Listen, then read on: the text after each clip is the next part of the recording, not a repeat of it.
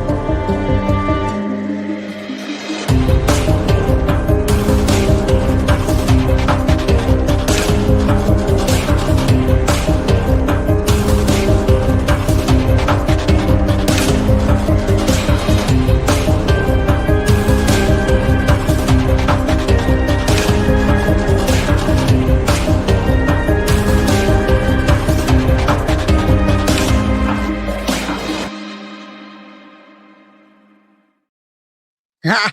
You guys know the drill. What's up, everybody? We're back. And we're back. Yes, Kathy. I'm your host, Jay, with Guilty of Crime, and we're back. I love it, guys. Love it. Come on in, hit that like button, subscribe if you haven't, get a membership if you can. What is up, guys? Yesterday was a success. I gotta say, that coverage. That coverage just kind of opened me up to think of other ideas, and at least once a week doing some trending topics that aren't necessarily always so depressing. True crime. Now, yes, that was, it was a bit depressing to see Perez Hilton, and I saw the video even more after somebody sent me the complete video, at least 3 minutes long, and I watched it and I was like, dear Lord. But luckily, Perez Hilton is getting the care that he needs, guys. So say a prayer for him that he gets back on track and he's able to be there for his kids, be there for his mom, be there for his family. All right. All right. So today, guys, Nancy Guthrie's family members, they're not suspects in the case. They're victims of a horrible crime. Guys, that's literally the name of my episode because of how ridiculous.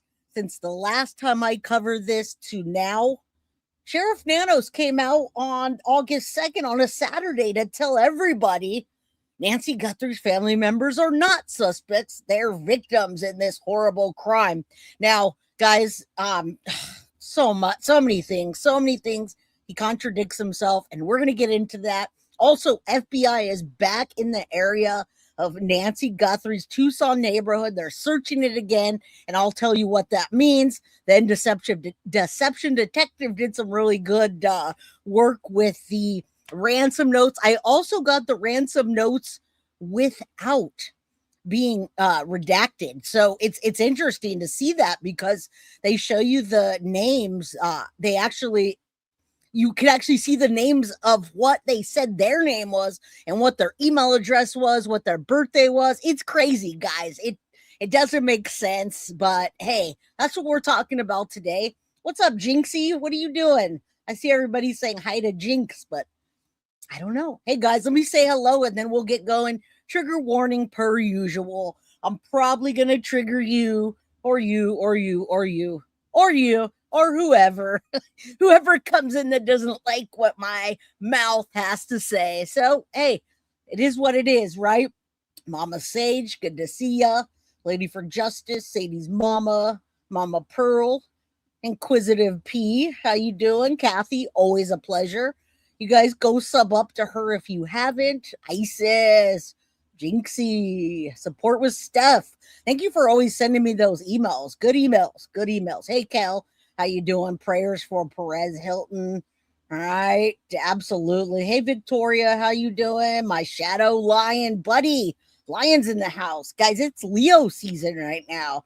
It should be going in our favor, but the winds have changed. They shift ever so slightly. All right. Bree, how you doing? Vivian. Guys, thank you. Thank you guys for being here and showing up every day. Husky. You got to babysit tomorrow. You got your sisters for a couple nights. Well, enjoy, right? Enjoy. All right, guys, this is what we're talking. Nancy Guthrie today. Key figures remain the same, in my opinion. And no matter what this freaking goofball Sheriff Nanos has to say, I'm just not feeling it. Thanks, Melly. The Price is Right lady. Well, let's see what other comments we have. But yeah, welcome in. And yes, we're not doing the Price is Right today unless we hit the goal and I get to spin the wheel, right? Hey, Channel 53. So, guys, we're not much further along than we were last week when we covered this, or I don't know if it was either the end of last week or the beginning of this week. And your opinion probably hasn't changed because not a lot has changed. Key people are still the same, but I don't know why Sheriff Nanos is not cooperating with FBI in the way that he should. And he knows it. He knows from the beginning he messed up. But at the same time, I mean, Cash Patel is saying something different than Sheriff Nanos. And Sheriff Nanos, who watched that? Who saw Sheriff Nanos correct himself on a Saturday, not to every media outlet, but just to his little corner of the world, that he decides to come in and cut down all of the criticism from us that say, what is going on? How can you clear the family? And then he says, well, no one's cleared. But then he comes back and says this. So it just, guys, it doesn't make sense. We got a lot for you today. We got a lot to talk about.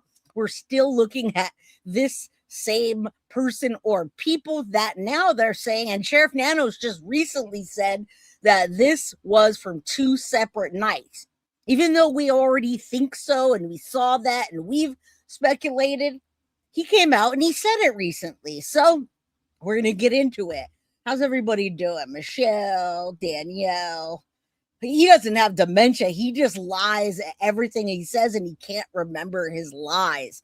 Now, I know a lot of people are covering this right now. I see JLR with 6,000 people in chat watching the cactuses not move. So, yeah. But come on in. Thank you for my regular folks that are here. Deb. Hey, we just got started. I also want to compare. Thank you for getting us kicked off, Bree, with the jewels, 30 jewels and a flower. And now I've got the Price is Right lady. Price is right lady voice.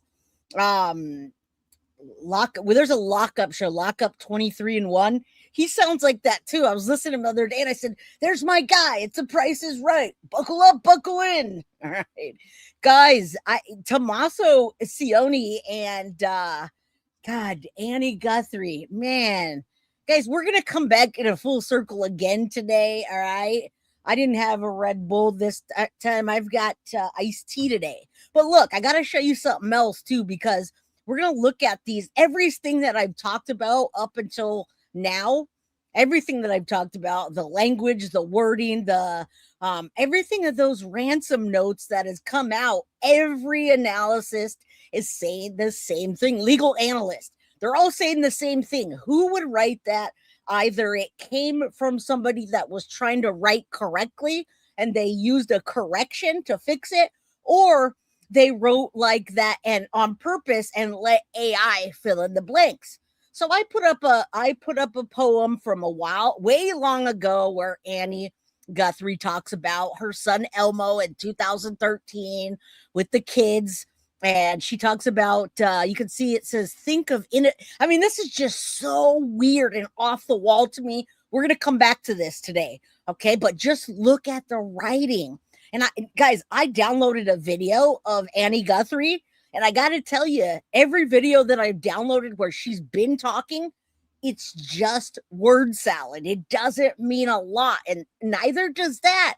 I mean, it does. But guys, she's talking about a freaking television here. Okay. She's talking about rectangles. Rectangles are symbolizing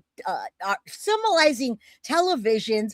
But also look at in 2013, Annie had her toddler Elmo with her all day. Now think of the inundation of media on kids, right? Teletubbies, Sesame Street, and then think about us. We watched the Today Show and IDTV and Court TV. Well, what she's saying is really odd at this time, because this was right when Savannah was hitting her TV stride. Her husband at the time, Mark Orchard, went from BBC to AI Jariza as a producer. And then think about all the conversations going on around the dinner table and over the phone. And she writes this. I mean, she's essentially saying what Savannah and her husband do or the death of us, right? At the same time, like you got to correlate the two. It's the wildest thing. But I don't understand. Hey, Wendy, I don't know how Annie being on the spectrum correlates to the writing. That's how she writes. Even Tommaso's writing is very strange. And you got to remember, he's Italian. So although I haven't heard him, I don't think I've ever heard him talk. Is English his second language? That's another tell. Nanos is nanos. Not sure if anyone knows the answer. If they received lab results. No, they have not. I have all the answers for you today to get us up to speed. All right. Anyway, I'm just giving you a preview of what's coming up today. All right. We got that. And then we go back to all the same connections. So let's start off with, I've got a clip for you that just quickly to get you up to speed on the investigators following the new clues in the disappearance of Nancy Guthrie. All right, there's a clip, and then you can see, and then you're gonna see Sheriff Nanos completely correcting himself, to nobody essentially. He did it, but he didn't put it out very publicly, which is weird. He did it on a Saturday. Did anyone catch that? How you guys doing? Good to see you. Much love. Hello. Hey, Clar. You were here first tonight. Hey, Christine. Good to see you. And Country Bumpkin. I love that name. I always see the name. Okay, so listen, let's just pop into this real quick, and then I'm gonna show you I'm gonna go back to the ransom notes real quick and show them to you without any redactions. And then we're going to continue. We're going to talk about FBI being back in the neighborhood and why, as well as the sheriff hopes release ransom triggers new leads as he corrects himself. Weirdest thing ever. I can't understand this, and many analysts can't as well. They don't know for the life of them what he's doing. Guthrie, 6 months after she went missing. Jonathan Bigliotti has the latest on that. Is Nancy Guthrie alive, or based on everything that you have right now? I have nothing to indicate she's dead. I don't have a body. I don't have a burial site. I don't have any note. That was Pima County Sheriff Chris Nanos on. Guys, mind you, he did know that she was already deceased back in the very beginning. So this that I played for you last week, and all of you saw it, I mean, that was just a bold-faced lie. And when he lied, he couldn't even keep his face straight. He blinked his eyes, real apparent. No, I don't know that she's dead. And he blinks and he looks at him. But we do, because right after that, we found out by the release. Hey, Cat Psychic Connection, how you doing? OG Nanny. Yeah, her kid's name is Elmo. All right. Amethyst, how you doing? Deborah, Wendy, Quackadoodle. All right, check this out. So he lied right here. Time number 1 within 25 seconds of this clip. Thursday, but he did have a note, 2 of them. And on Friday, Nanos released them to the public for the first time, both originally sent to the local CBS station. The first, submitted a day after Guthrie was reported missing, says she'll be held for a maximum of 7 days, demands a $4 million ransom be paid in Bitcoin, and promises to return the 84-year-old to a safe drop-off location in Tucson within 12 hours of the ransom's deposit. The second note, sent just 4 days later, says in part, "We never intended to hurt her. She perished shortly after she was taken. She is buried in nature now." They released them in order to drive more tips from the public, which is a great thing to do. However, so late in the case, and after a period of time where they have had no communication with the public, it just seems that the media strategy here is a little haphazard. Lance Lysing is a retired FBI supervisory special agent and said the months delayed release could be a question. Guys, he already botched the first 4 days, but I got to tell you, besides that, every person is echoing what I'm saying about Sheriff Nanos and all of you guys. They're saying the same thing. How can we pull out of this situation with the mess ups that we had initially? How can we move this forward? Hey, Foxy, good to see you. Good to see you're here.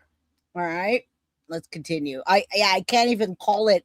I can call it kidnapping, but I can't really call them ransom notes because, well, you're going to see why in a bit. We call them that, but yeah, I don't know. I'm not so sure. of authenticity. I'm sure, and maybe even to this day, they're not 100% sure if these notes are legitimate. I mean, they've already arrested and charged people for sending hoax and fake notes in. When we asked Sheriff Nanos about the messages, this was his response. Those hostage notes, are they valid? Do we believe they're valid? We think every one of them is valid until we show otherwise. In an Instagram post Saturday marking 6 months What? since her mother's disappearance, Savannah Guthrie urged someone to come forward, including anyone who might recognize the writing in the ransom notes, adding there is a way to end this situation and do the right thing. I think you said, is this case cold? Not even close. We're not even close. And Sheriff Nanos told us he has no doubt that this case will be solved. As the search continues for Nancy, the FBI is offering a reward of up to $100,000 for anyone with information that leads to her or the arrest of whoever abducted her. All right, guys. So that DNA sample came back and there's nothing to speak of. They couldn't get anything outside of what they told us. So now we move forward with that. Thank you, guys. Rest in peace. Sadly, Nancy's gone. We knew that, or we would have known that had they told us earlier, but he just lies instead. So there's 111 people in chat just rolling in slowly, meandering in.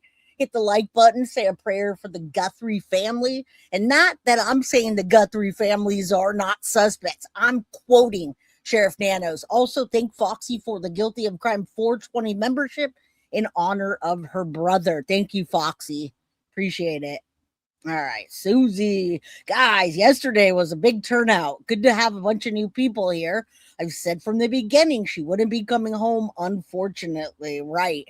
All right, so let's pull this down and then we're going to hop into this. I want to show you these before we move forward because I know it's not, it's not huge news that we got the ransom notes and we finally got to instead of having bits and pieces, right? But take a look at this real quick. I want to show you this. So if you look at my screen there, actually, let me pull myself down. Maybe I'm just going to pull myself off for a second so you can see those. I want you to see the redactions. He actually lied as well. Another huge lie. Now, these are the original unredacted Nancy Guthrie ransom notes. They were posted on Facebook, then quickly taken down and replaced with redacted versions. All right. But Sheriff Nanos said when he talked about these interviews, guys, he said that we're going to have more information that we can find out about these people that are sending these, whether it's a hoax or not, because we can look at the information of who sent it, what the name is, what the email address, where it was from. But guys, that is totally 110% not true. Look at this. There's nothing to speak about. If you look at the first one, it says KOLD, no redactions. It's a news tip. We already saw all that, right? But they put the name as Savannah Guthrie in there. Right now, that's the first note. And they put their email address as savannah@gmail.com. So that tells us even more of nothing. What that tells us is that they just used her information and put it into this, put it into the website form. Okay. Do you see that? Let me bring it back for a second. So there's a first one. Hello, Savannah. We have your mother, Nancy. She's safe but scared. She will be held for ransom, and once the payment's received, she'll be released unharmed. Now, I'm not going to read this whole thing because we're going over this partially today, but there's the no redactions, and it doesn't tell us a damn thing except that the name they put was Savannah Guthrie's, and the email they used was savannah@gmail. They also entered their birthday, and they have to be fools to actually put anything real. I do think they just put January 1st in there and just slapped in a 1990.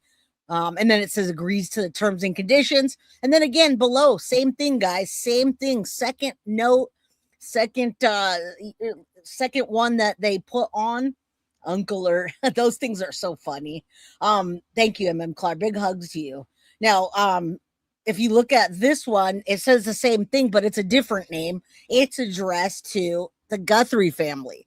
That's supposed to be their name, right? And then underneath the email address is guthries@yahoo.com. And this is the second one that says Guthrie family. We don't fully grasp the seriousness of her visit. We didn't grasp her condition. We never intended to hurt her. This is the apology note. A different date of birth, August 1st, 1983 on a Monday. And everything else is just, there's nothing revealing about any of that information other than an IP address that they should be able to get from those emails, unless they had an IP blocker and sent them like it was from Russia or something. Yeah, I don't think she's alive. Did somebody say she was alive? People don't share ransom notes like they do manifestos. Yeah, they're going to reference that a lot today as well.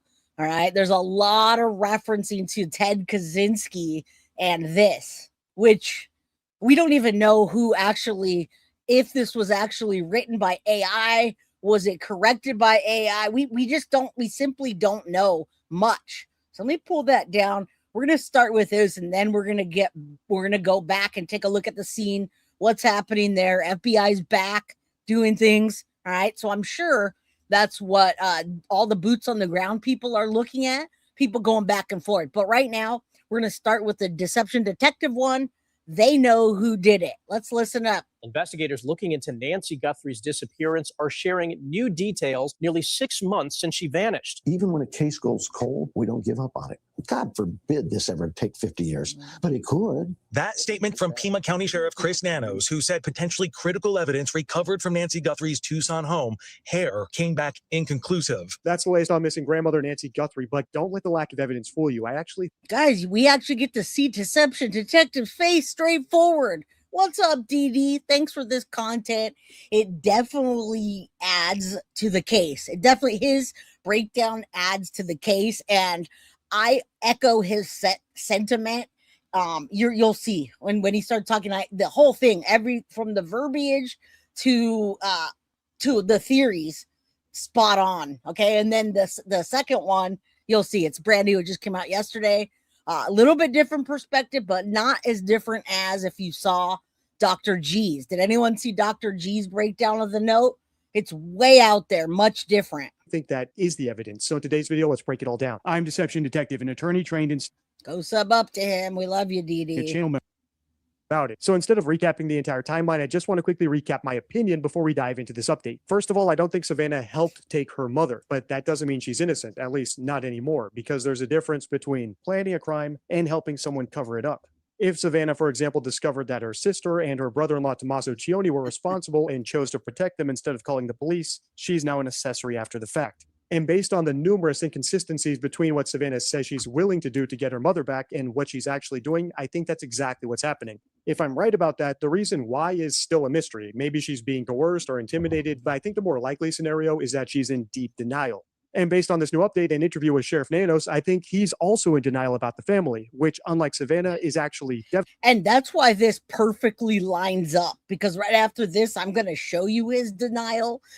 Sunday, August 2nd, on a Sunday, guys. Sunday, August 2nd, 9 a.m. He comes out in Pima County, and he comes out in his office and corrects himself, and he says hopes released ransom notes going to trigger new leads. And he goes on and he does another interview to correct that the family are victims, not suspects. But how do you rule them out like that? Again, we ask. Check it out here. Devastating, because Sheriff Nanos is in a position to actually investigate the evidence pointing to them, and there's plenty of it, including in this update, which he's not doing. So without further ado, let's break it down. Investigators looking into Nancy Guthrie's disappearance are sharing new details nearly 6 months since she vanished.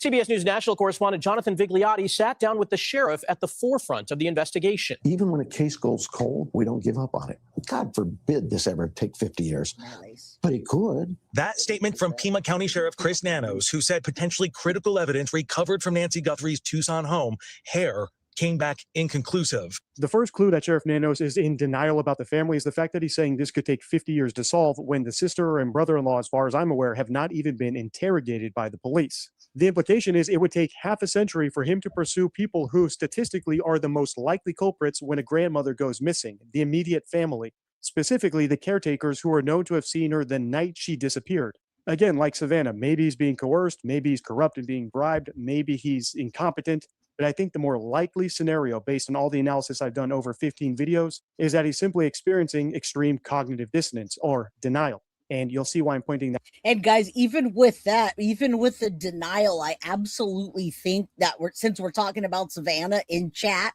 I absolutely think Savannah has been in denial about the whole situation and what's happening, what's happened, who's done it, how close to a person that could have been that did this. Now, even Nano says, and what he says doesn't matter, but 92% of crimes like this are perpetrated by somebody that knows you or the family. All right? 92%, guys. That out in a moment. So let's keep watching. Was there blood that is still being analyzed right now that could belong to the suspect or suspects? I know that there was blood at the scene. That blood and other DNA, Nanos says, has yielded no results. No new video has been recovered, and it appears the suspect or suspects evaded traffic cameras. Do you think that the suspect or suspects could be local? Sure, absolutely. You do? Absolutely. Do I have evidence of it? No, but let's look at crime across the country. 95% of your criminals are where? So right here locally. I pointed out statistics earlier because Sheriff Nanos is also aware of crime statistics. However, he's cherry picking the ones that don't suggest anyone in the family. In other words, he seems to be turning a blind eye to everything that points to most likely suspects. And that doesn't just relate to theoretical statistical evidence, it also relates to the physical evidence. For example, the person there knocking on Nancy's door had to have gotten to the house somehow. They didn't teleport there. So it's very likely that they were caught on camera. But the thing is, you don't see what you're not looking for. In other words, if it were someone in the family, and the police are confident that it's definitely not someone in the family. They're not. Nobody in the police, nobody in the FBI has said anything of the sort. That was funny. That was a good one. LOL, if the family's innocent, to 2012 White Tiger says, I'm St. Peter. Oh, dear Lord. Giving him reports to say that they know you're uncomfortable for him to say is much more than informative. All right, 95% of criminals are part of Pima County Sheriff Department. Who did this, they would discount every instance of seeing a family car on the cameras. I think that's also what happened with the hair. The hair belonged to a family member, so he's saying that there was no conclusive result because in his mind, it's conclusive that the family is not responsible, therefore the hair is irrelevant. Again, just like Savannah, I'm not saying this is because he's evil and trying to help the person who did it get away with it necessarily, or that he's corrupt. Really, I think it just boils down to cognitive dissonance. When you're experiencing it, you just don't know it. Here's how I explained it in a previous video analyzing the blood samples that they discussed in this interview. According to the New York Post, the DNA found in Nancy's house can't be analyzed for a year now because the sheriff sent it to Florida instead of simply turning it over to the FBI. In other words, that simple decision might have cost. So right as Ali, you came in here and you were asking about the DNA. Yeah, we can't use the DNA. It's a big nothing burger at this point. Now, mind you, when we talk about somebody close to the family, inside, targeted from the inside, well, there's a good reason why there's nothing in the house where there's no DNA of somebody that wasn't supposed to be there, because 92% of the time it's somebody that we know. So how do you rule them out in actuality without just saying that?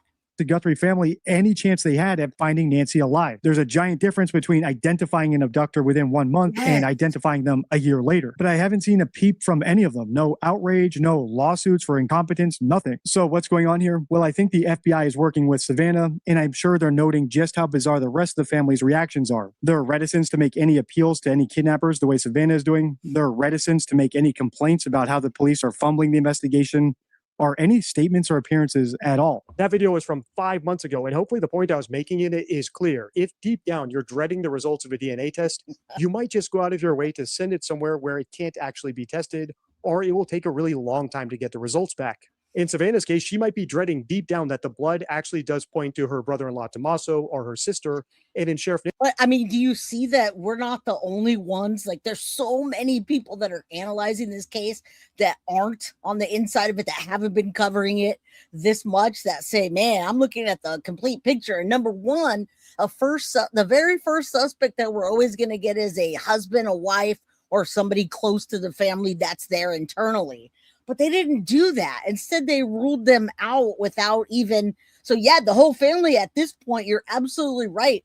And I also found a clip of Annie along with that, her poem, her odd poem. So you guys can hear how she talks in real life, not when she's saying, hey, dear kidnapper, bring my mom home, which is not what she said, by the way, if you remember. That's not what she said. In this case, he might be dreading that it does the same, because he's publicly said that the family is not guilty. Indeed, he went beyond that. He actually said that you're a horrible person if you even dare to accuse the family. So when the option comes up and it's the toss of a coin to turn the blood over to the FBI to let them run it or send it somewhere where they might not actually get a result, they might innocently and without even being able to put their finger on it, decide to take the latter option because they know the end result might just be more palatable. But the worst part of this update is yet to come. So let's keep watching.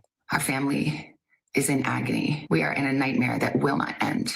On Monday, Savannah Guthrie addressed her mother's kidnapper, who it's believed sent 2 notes to the family before going silent. So I'm asking you, begging you to do the right thing now. Make the right choice. Help us find her. You say you are optimistic, you're positive that there will be a resolution here. Is that based on any evidence that you have before you, or is that driven by your gut? It's based on all the evidence before me. The bottom It's driven on his gut after he drank a bunch of coffee. Right? He drank a triple shot, and now his gut is telling him this. This guy is out of his mind, because right after this, we're going to come back and we're going to see him correct himself. All right. Mab says, we did our part. Who says that? line here is this. We know more than you will ever know, because that's how investigations work. Just like O.J. Simpson saying he'll search for Nicole's killer for the rest of his life, Sheriff Nano saying that there's information that he has that we'll never know tells me at least that in his own mind, this case will never get solved. And the thing is, if he remains in charge, I don't think it ever will. And it's not due to incompetence. I think it's due to cognitive dissonance. Early on, he said the family was 100% innocent and ruled them out without even analyzing all the evidence, and then accused anyone who dared to even suggest that they were guilty of being a horrible person, which has put him in a position where it's virtually impossible. And guys, Savannah doubled down on that as well. In the very beginning, when I started pointing my finger at this circle that was getting arrested one by one, Savannah made a statement and said, if you're going to start putting the names out there, we're going to sue you. Okay. She wasn't talking to me or you or anybody. She was putting that as a blanket statement. And that's why many people are like A&T. They don't even say their names because they don't want to be a target of something that they shouldn't be, just by us speculating, right? Because that's all we have at this point is a ton of speculation. All right. Ton of it. For him to walk that back. And if there's no one pressuring him to change that stance, like Savannah or any of the other family members who I think are also in denial about it, are directly involved in the sister's case, why would he? After all, he sent the blood off to a lab that still hasn't analyzed it yet, and no one's complaining about that. If you've seen my other videos in this series, you already know my opinion on all the ransom letters. Since day one, I've had the same opinion about them, but they've now been publicly released. So if you want me to do a video analyzing them, let me know by liking, commenting, and sharing. Until next time, stay tuned. All right, and he did, and we will. But first, before we get to that, guys, let's pull this up because I gotta go. I'm trying to go in sequence here of the dates, try to stick with the timeline as much as I can. So this is the sheriff, August 2nd. He comes out. I'm gonna leave this here for a second while I explain it to you, and then we'll continue. So after all of us covered this, right? It was a big deal. The ransom notes are out. Not really, because we already had seen bits and pieces of them. Thank y'all. We're doing jewels today. You guys, memberships, super chats, and I will membership in a bit, but thank you. I appreciate that, guys. All right, so look, let me put what I got together. So in this video, Sheriff Nano says the family members are victims and not suspects. All right, his most explicit statement appears in the video, August 2nd, where he emphasizes this and corrects himself from the prior week. He literally says confidently, Nancy's family, including Savannah, are not suspects. The victims of a horrific crime is what they are, and investigators have never considered them suspects. Now, his earlier comment about not ruling anyone out and then detained of a delivery driver and the widespread speculation about who the investigators were focusing on is what we learned last week. Now, August 2nd, he's getting a lot of kickback for that video or the videos that he puts out, and he wants to clarify himself. So he updates himself in this that I pulled up, and he says Nancy's family members are not suspects. They're victims, and you'll see. So he corrects himself. Now, the media outlets highlighted, all of us, guys, me, you, so many people, their titles were nobody's ruled out. The family's not cleared, right? The comment created confusion and speculation, and it put him in a bad light. So he's like, hey, I don't want the family being scrutinized. I'm going to just lie to everybody. Now, obviously, he's faced criticism for his inconsistent messaging, right? And wanting to set the record, but not really giving us much. So in the August 2nd video that you're looking at him right there, this weekend on a Sunday, he reassures the Guthrie family, he reassures the public, and he says to refocus our attention on an actual suspect that was seen at the doorbell. Right after this, we're going to also talk about why investigators are back at Nancy's house and what are they doing. All right, so this is Nanos coming in now, correcting himself because it didn't come off so well what he said. Now in the video on Saturday, he explains releasing the notes. It was a calculated move designed to spark someone's theory, but he put his foot in his mouth and he doesn't believe that what he said. Nobody does really. Let me refresh this because I can't seem to find the video. Is this the video? I think maybe it is. No. Hold on a second, guys. Let me refresh this because I want you to see this. It's not long at all. There it is. All right, it's going to probably do this. So we're not going to do grocery outlet, and I can't pass this up, but you'll see. He's speaking out after authorities released the ransom notes, and he put his foot in his mouth regarding the disappearance of 84-year-old Nancy Guthrie. All right, let's see if I can get this now. The department released 2 ransom notes. Why now?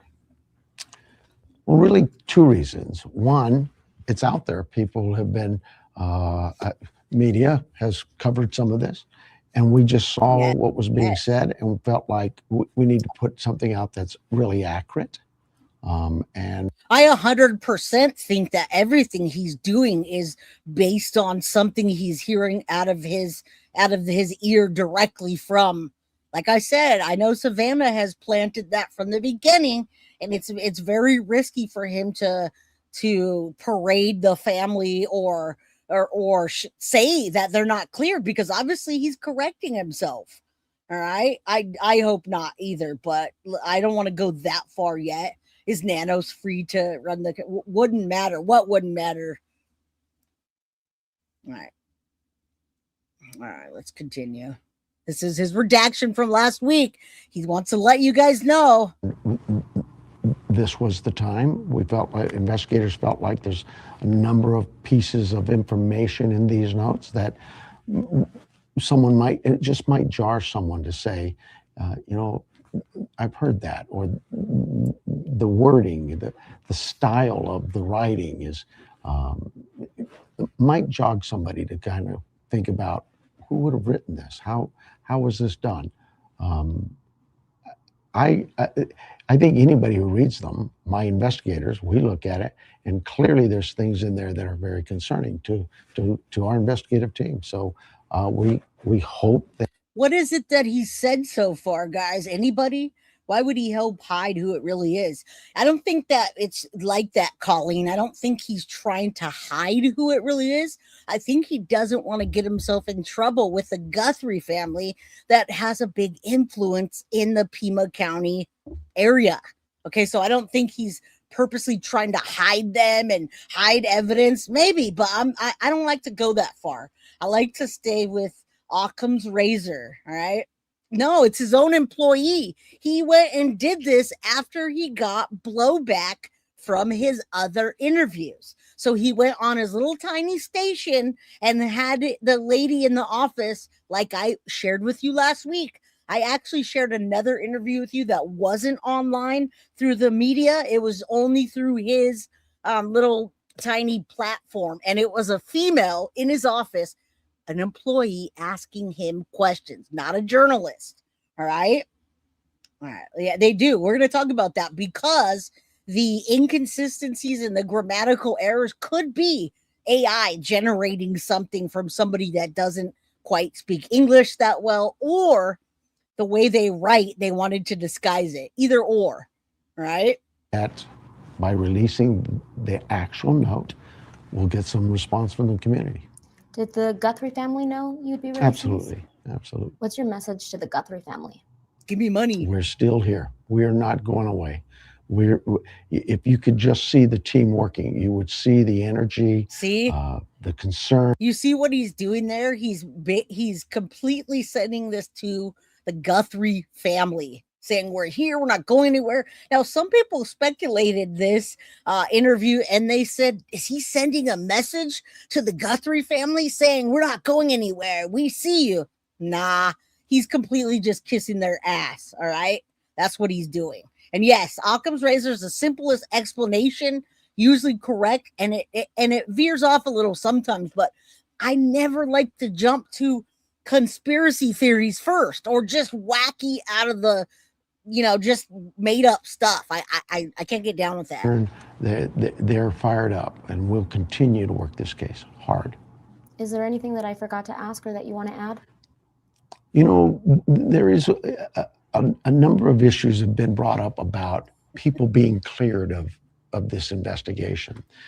We served a few search warrants. We talked to individuals, and we move on, because if the evidence is there, we continue that path. But that doesn't mean those individuals are cleared.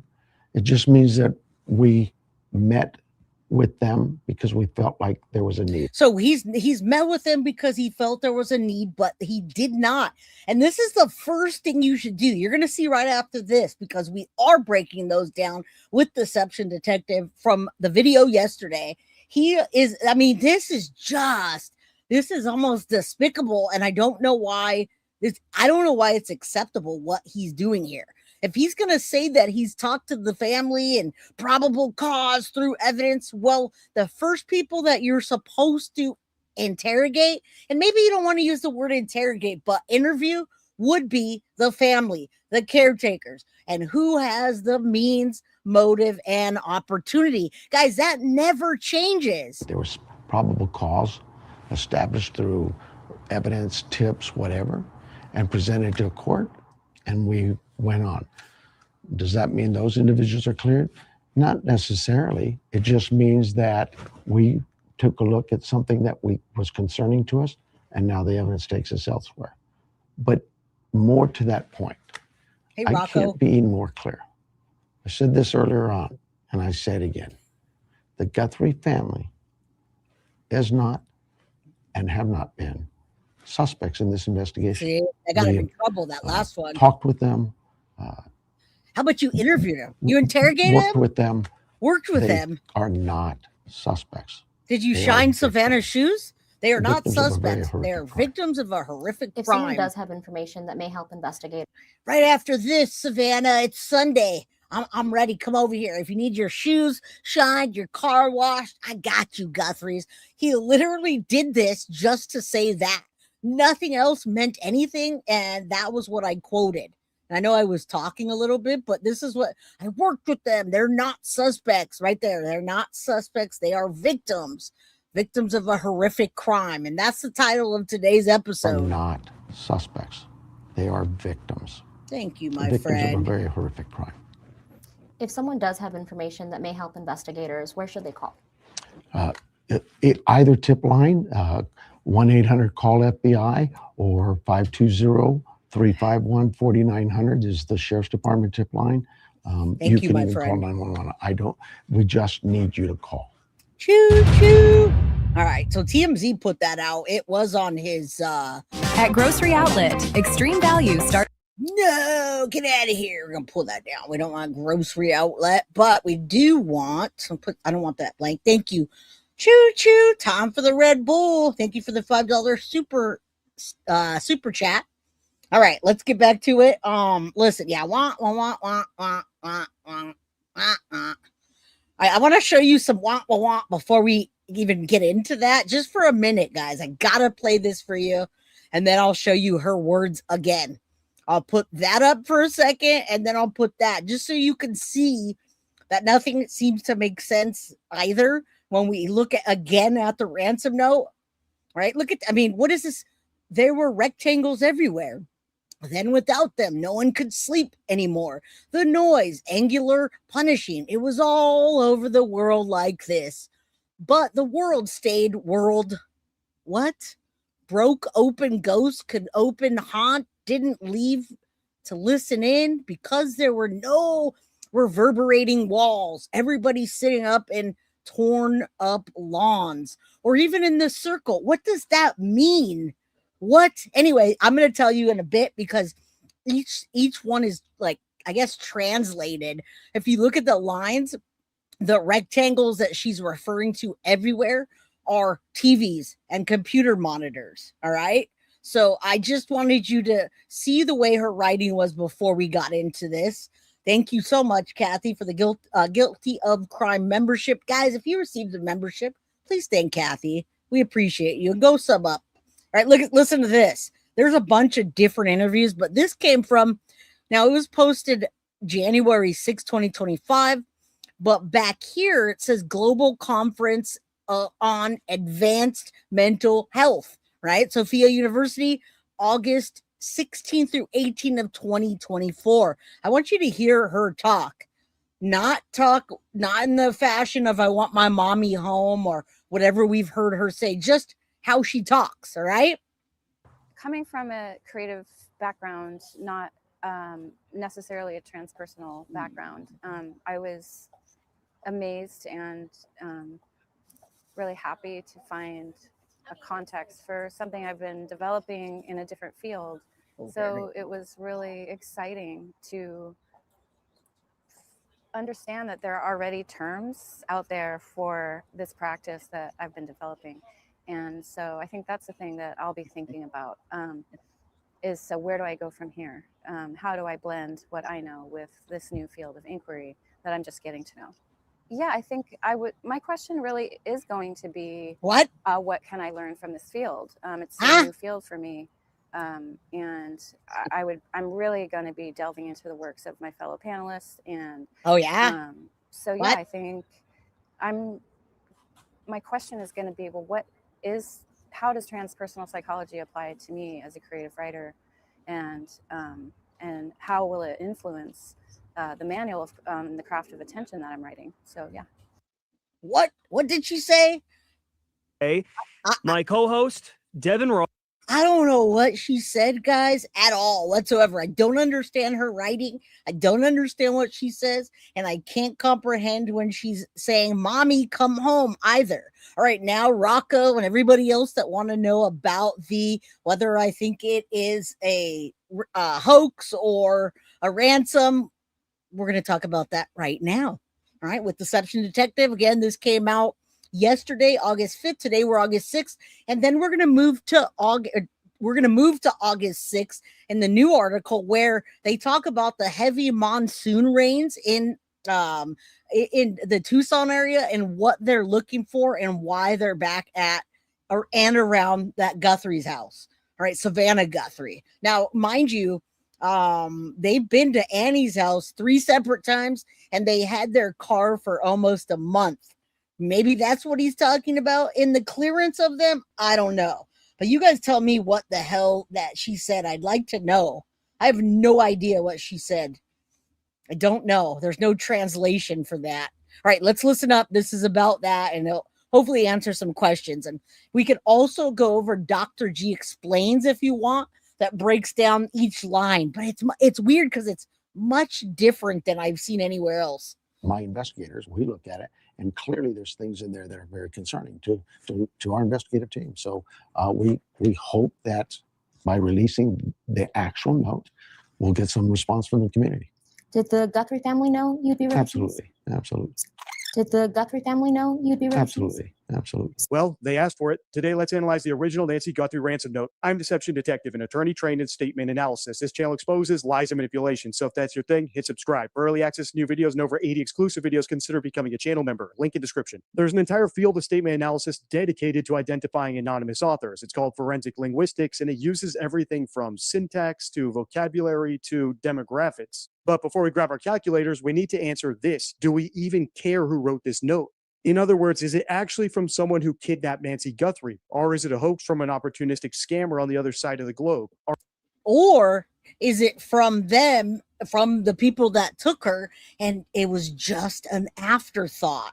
Now, I've used that word for a long time of this being an afterthought because of how long it took law enforcement to get a hold of it as it went through the media, TMZ, local Pima County. All right, let's continue.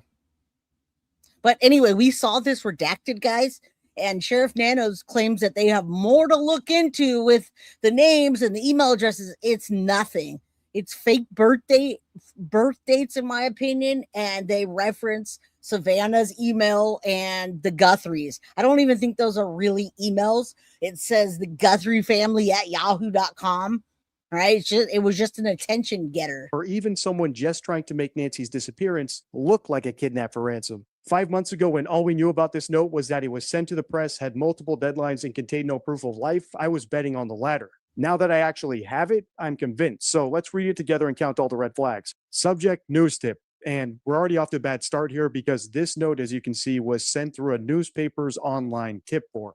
It wasn't sent directly to the Guthrie family by text or email, which would have at least let the author attach some sort of photo proof that they had Nancy, nor was it left at the scene of the crime, which would at least prove that they had access to Nancy's house. Even physical mail to the news would have been better than this because it would have at least allowed them to include some sort of physical proof that they had Nancy, like a lock of hair, or something even more grotesque just to prove that they're serious.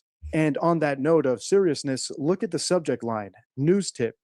At a news station, this would practically guarantee that this message goes to the bottom of the pile. As I've said since day one, I would expect someone who actually went through all the effort of breaking into Nancy's house undetected, kidnapping her, setting up an anonymous Bitcoin wallet, would not leave the ransom demand being read to chance. It should to chance as an afterthought, guys, right? It's like the JonBenet Ramsey case where the ransom letter they didn't see till the next day, but in the ransom letter it says you have until tomorrow to give me this crazy amount of money that only somebody would know in the family. That was your bonus. But they didn't know when today was because they didn't find the note allegedly until the next morning. So they're like, was today yesterday or is today? Like, just absolute ridiculous.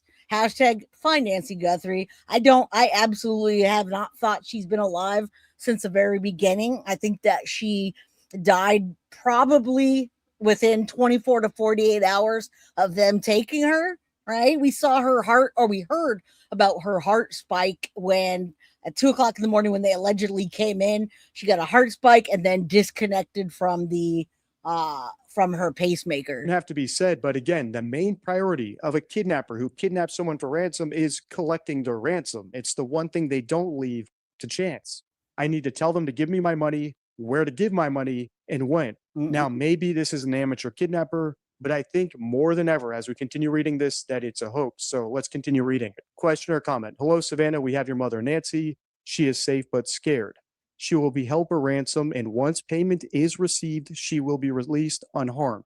We will be holding her for a maximum of 7 days. You will need to send Bitcoin in the amount of 4 million USD before 5 p.m. on Thursday the 5th. If payment is not received, the ransom will be increased to 6 million USD, which will need to be paid by 5 p.m. on Monday the 9th. All right, I'm pausing here to point out yet another glaring red flag, and this is the same one we've seen in the JonBenet Ramsey case. In that ransom note, the supposed kidnapper told the Ramseys they wanted their money by tomorrow. The only problem was there was no way for them to distinguish what tomorrow actually meant because the Ramseys supposedly found the note in the morning. And again, an afterthought, right? Why would anyone go in there and do that? And then write this long letter. Now, this is typed out. And Melissa, you'll have to send me another email. I did not get an email from you at all. All right. I'm glad the twins are coming home, guys. Yay. Guys, say prayers for Melissa. The twins are coming home. And congratulations, my friend. That's a win for you. Hey, Kelsey. All right, let's continue. That and that we taught the Unabomber case gets referenced because of the manifesto. But yeah, manifesto is much different than these ransom letters that we don't even know if they were created by AI at this point or what. When it could have been written after midnight or before midnight. In other words, it's one of the main reasons I think that note is a hoax. Because again, as I said, a kidnapper's number one priority is getting their money. It's the entire point of the crime. So they don't leave the delivery date, time, or location up to chance or interpretation. In this case, it's not as bad as the John Bonet one because they do at least name a day of the week, but the 5 p.m. is pretty vague when the person it's addressed to could be in another state. So is it 5 p.m. for Savannah, or is it 5 p.m. wherever this news station is located, or is it 5 p.m. in Tucson where Nancy was taken from? Or is it 5 p.m. wherever this kidnapper happens to be now, which, by the way, they imply later in the same message is not Tucson anymore. Again, these are the sort of I'm pretty sure we do over here. You're in the right spot, Deborah, because we do have our own opinions. And as long as we're respectful with each other, then it stays in chat when we're not insulting each other. So, yeah, we absolutely do. Have your own opinions, guys. If you think they're victims and you believe what's going on and you have theories, drop it in chat, right? slip-ups that someone pretending to be a kidnapper wouldn't care about, but an actual kidnapper would. Okay, let's continue because this is one of the biggest red flags of all. If payment is not received, the ransom will be increased to 6 million USD, which will need to be paid by 5 p.m. on Monday the 9th. Once payment is received to the Bitcoin address below, she'll be released within 12 hours of deposit to a safe drop-off location back in Tucson. Like I said, they seem to indicate that they're not in Tucson anymore. So what do they mean by 5 p.m.? Now, does anybody remember, anybody at all, when they said the white smartwatch? We saw her wearing that on TV, right? We saw that, and then they talked about that being on the foot of her bed and the floodlight being destroyed.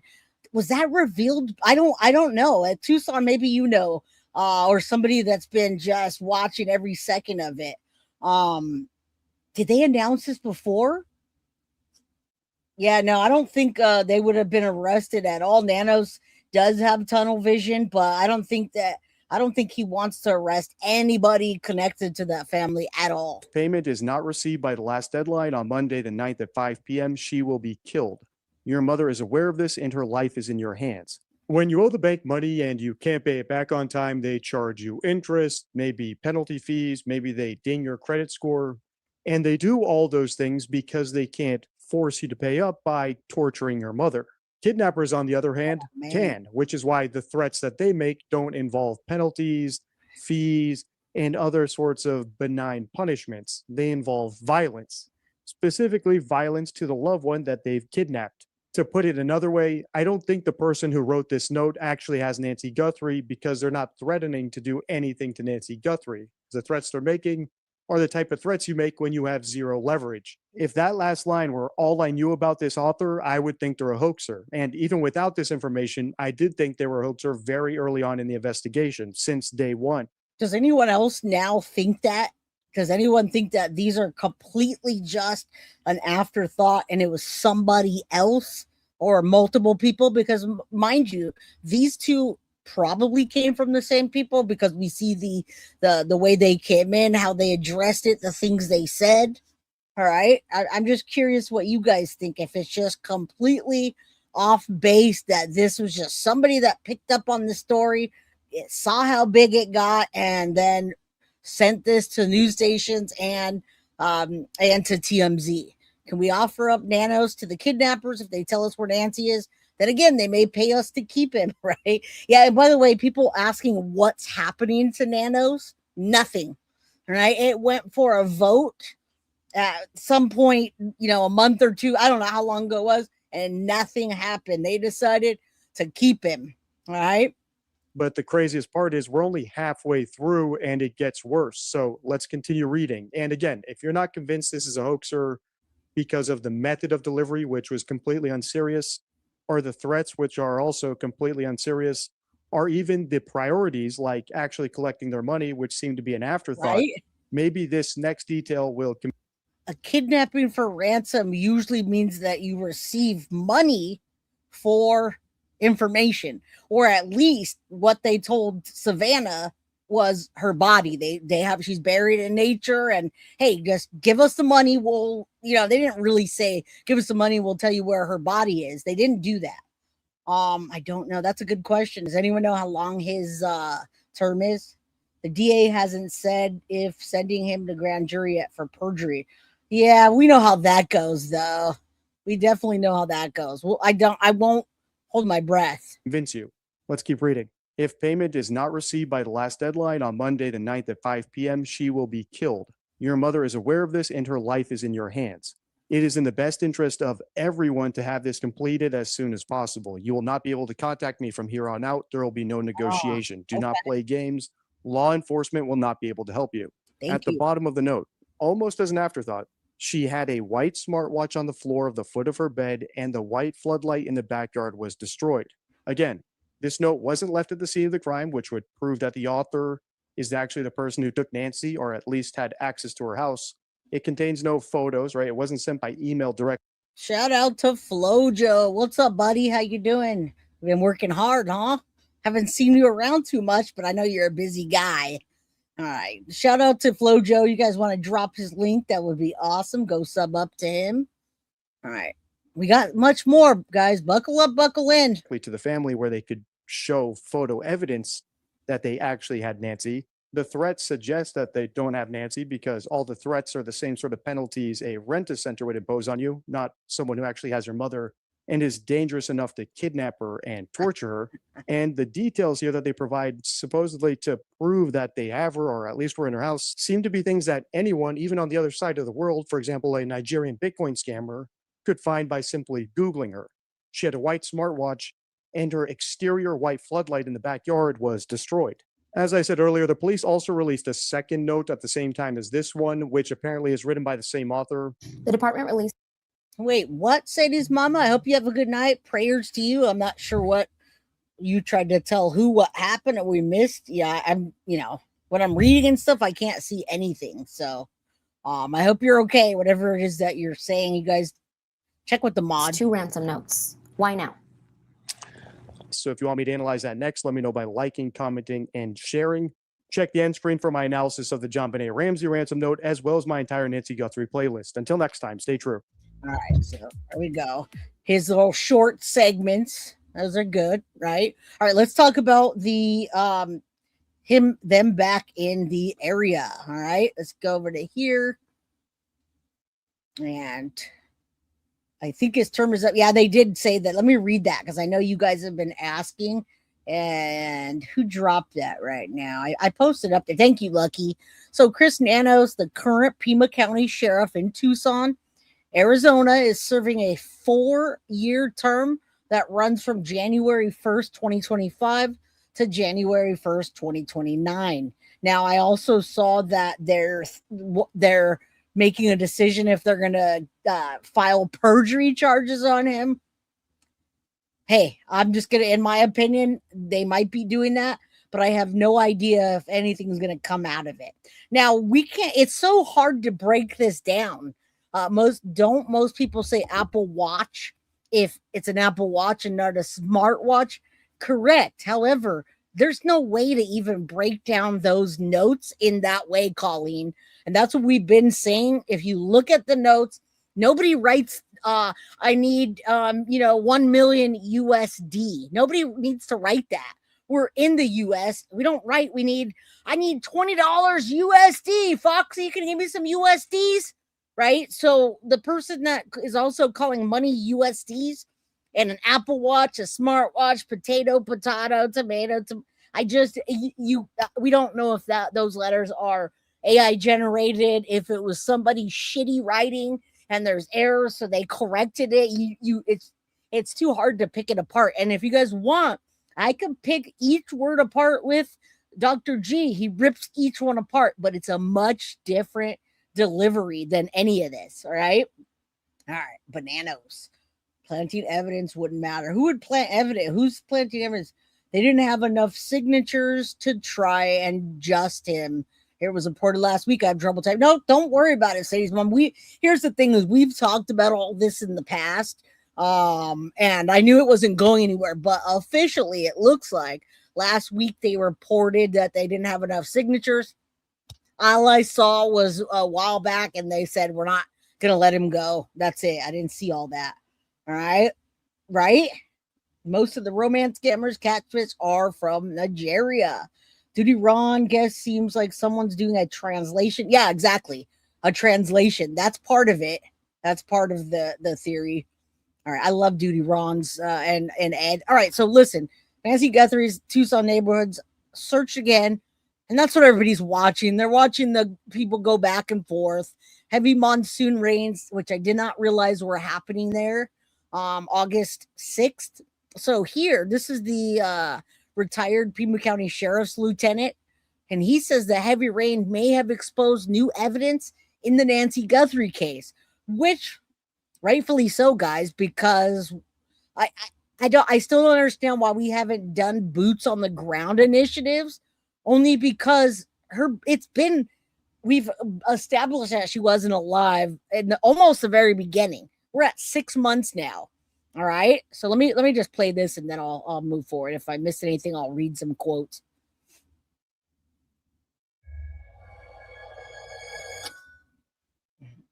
Are you going to give me a... There's a couple different reasons that go through my mind. First is going to be they got some leads. They got some new tips that are viable, and they're out there looking for something specific or in an area specific to that, because I'm certain that they've searched those areas already, especially if it's that close to the house. Just retracing their steps. But a tip of some sort came in. The second could be a different group of investigators just thrown at the 6 month mark, throwing some fresh eyes at it. You have to do that to get different inputs, to even go back to the scene if you hadn't been there for a few months. Let's relook at things, looking at things in different light angles and things like that. And another option is the environment. You know what it's like out here, the desert. We've been in some washes together. About a month ago, monsoon season started here in Tucson, and a lot of water has come down, a lot of water at once, and it pushes things. So it's moved the environment. Rocks have been pushed away. In a neighborhood, it's not as dramatic as it is in areas like behind us in a wash or something like that. But even in neighborhoods, you'll get small streams and rivers coming through some property sometimes.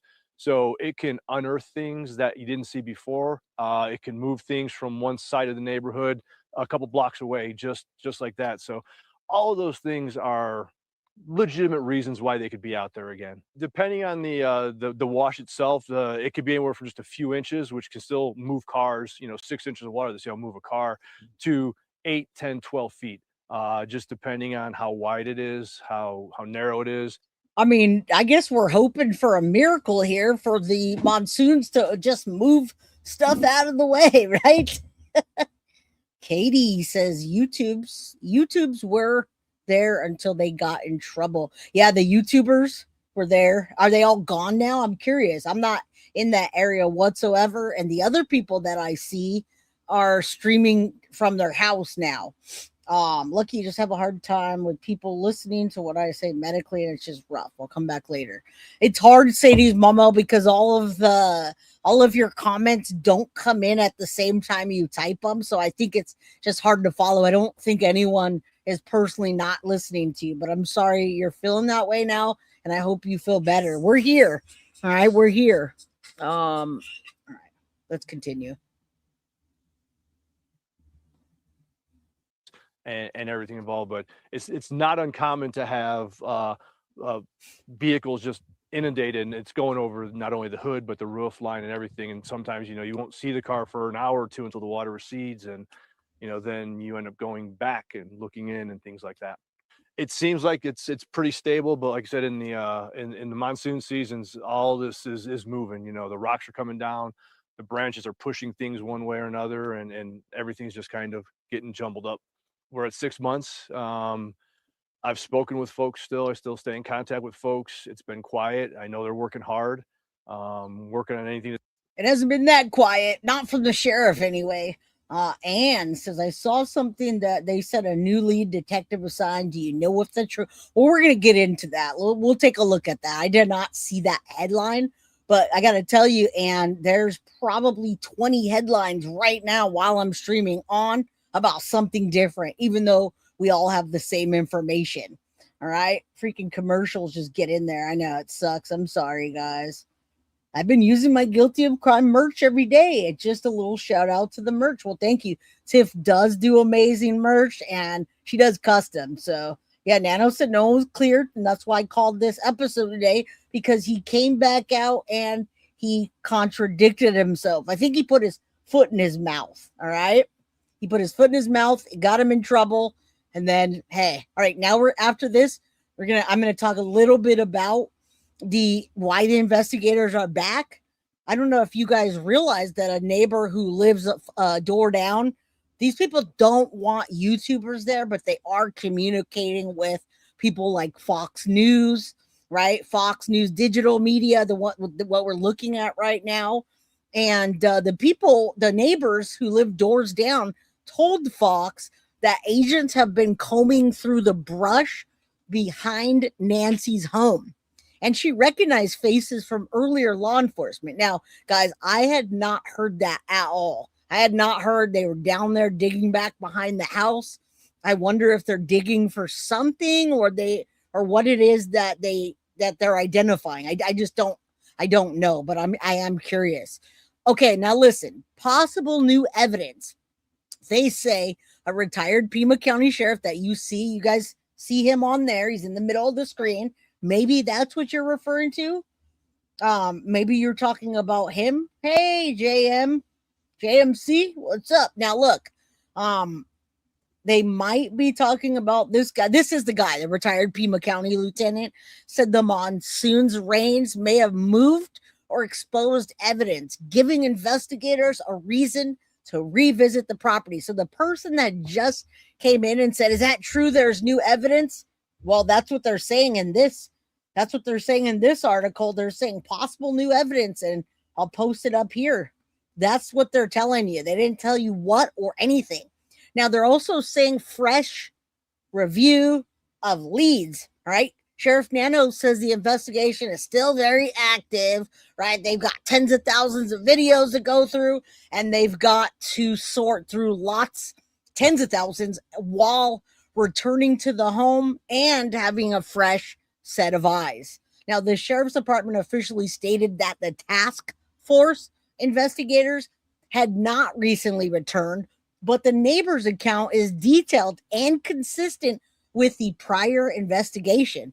The FBI has not commented, guys. So who's in Nancy's house now?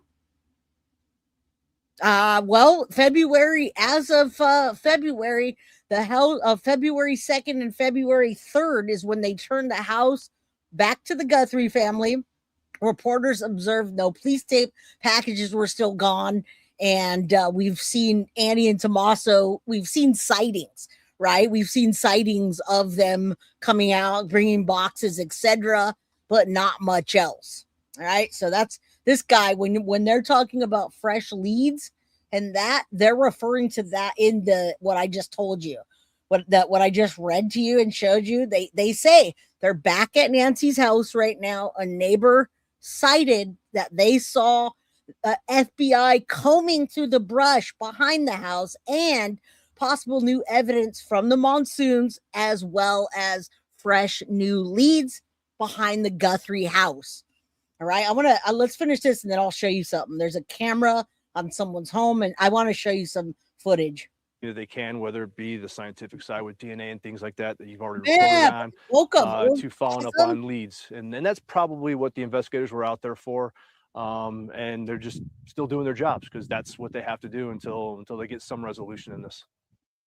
I don't know, but you guys, welcome Orgasm. Welcome to the Crime Crew official. I don't know. I finally went to Allstate.com. It was so easy to switch. Follow into Allstate, guys. All right. So, I mean, this is going to go over everything. There's a couple different reasons to go through my mind. They got some leads. They got some new tips that are viable, and they're out looking for something specific. So that's what we're talking about with this, and them returning is we're speculating. We're speculating as the neighbor saw FBI return and people that are out there, they returned and they searched the brush behind the house. All right. And this is at the 6-month mark. They were doing that. This date on here, however, is August 6th. That's today. It came out this morning. People reported that. All right. Now, Pima County Sheriff says there's no task force investigators there, but the neighbors see FBI and they recognize their faces. All right. So Bob Krieger, and that's his name. That's the retired Pima County guy, the Pima County Sheriff Department lieutenant and former SWAT commander that we just talked to, that we just heard say there are a few reasons why the investigators would return to the area. No, they're not giving us specific information at all. All All right. None whatsoever. Just, hey, the heavy rains may have altered the landscape and possibly potentially exposing or moving new evidence that previously hadn't been seen, which you would think that'd be a bad thing. But I didn't even realize that a month ago was monsoon season in Tucson, and there was a lot of water coming down at once. I just simply didn't see that, right? I wasn't out there. So depending on the area, floodwaters can rise a few inches. I mean, I feel like we're grasping at straws here, but look at this. I mean, this area right here, they say a general view of a wash near Nancy's home. I mean, it doesn't look like anything. It looks like the ground is hard and the rocks maybe shifted a little in the plants, but it says here, I'm not sure if they found him yet, but there's this is something different. I don't know why they say that. A Santa Cruz man. What? Why is that in there? Anyway, that was weird.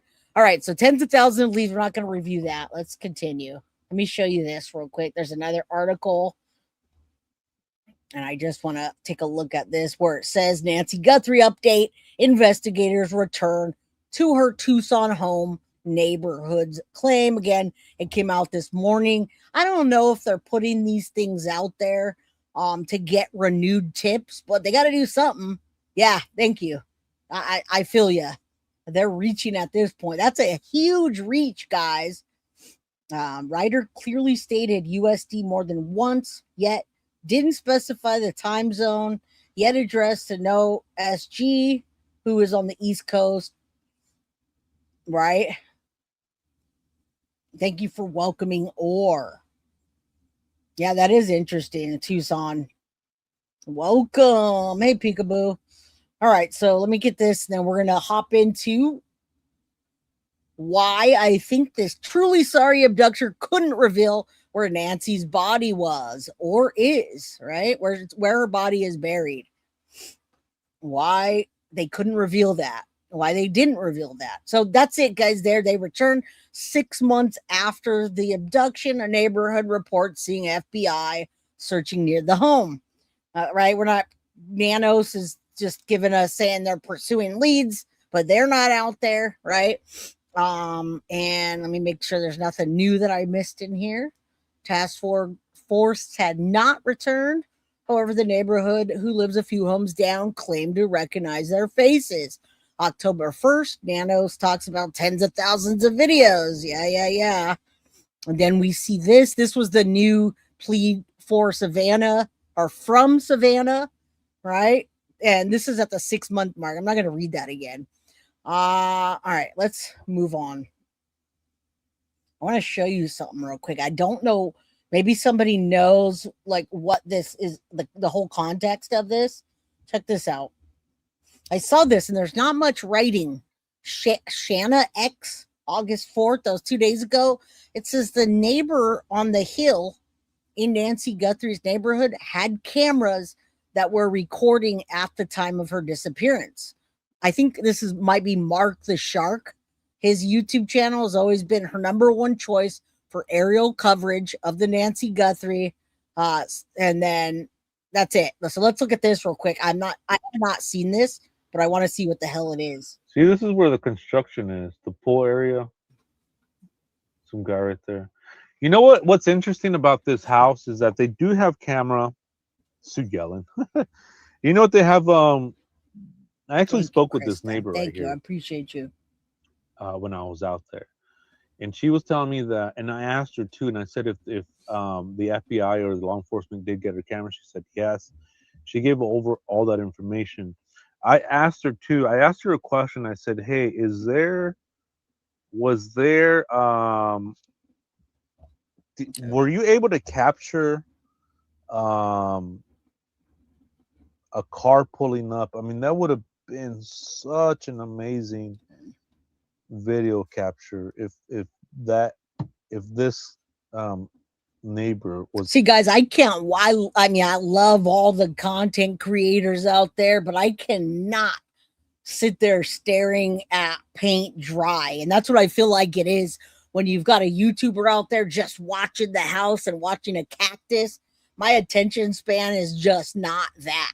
Squirrel! You guys know one thing trips me up and I'm like, what, where, who? All right. So I'm glad that they showed this. I don't know how significant this is. If they have cameras that were filming, why don't we see anything? Why haven't we heard anything? I was able to capture a car coming up. So I did ask her that, and she said no. That it's not able to What's up, capture, Mab? like because it's on a hill, Thank you, Krista. and they weren't able to capture at that time. It was recording. The camera was recording at the time of the kidnapping. Okay, which is very, very interesting. It is interesting. However, it did not capture anything in camera because it wasn't a stranger. No, it's a hill, so you're kind of going over the hill, and the camera doesn't capture down the hill. Do you see what I'm saying? It can't bend. I don't think anyone thinks it's a stranger. Yeah, this is the house at the top of the cul-de-sac. Yes, with the construction, pool construction. The neighbors were fine. I mean, now, Matt, I don't think that there's particular evidence that anyone's saying is buried, but I think it's a huge stretch for what they're looking for. But I do think that maybe they're referring to somebody threw out a t-shirt that had blood on it, or a sock that covered their boot, you know, the things that you put on the bottom of your feet, or Nancy, some of her clothes, or something they tossed at them. I don't think that anything was buried. I think they're just talking about the movement of what happened recently with the monsoons. If there was motion activated in the middle of the night, it would have been because it was a full moon. Well, I mean, yeah, there's a possibility of that, but I don't think anybody in this case thinks it's a complete stranger. We've seen 2 clips now from 2 separate nights, and we now know that they're saying it was 2 separate nights. So that's all we still have. But this guy or this person didn't seem to be a stranger to this house, and especially not if they came back twice. All right. Yeah, exactly. They wouldn't, that just wouldn't happen. And nobody thinks it's a stranger, and they're way too familiar. They came back twice.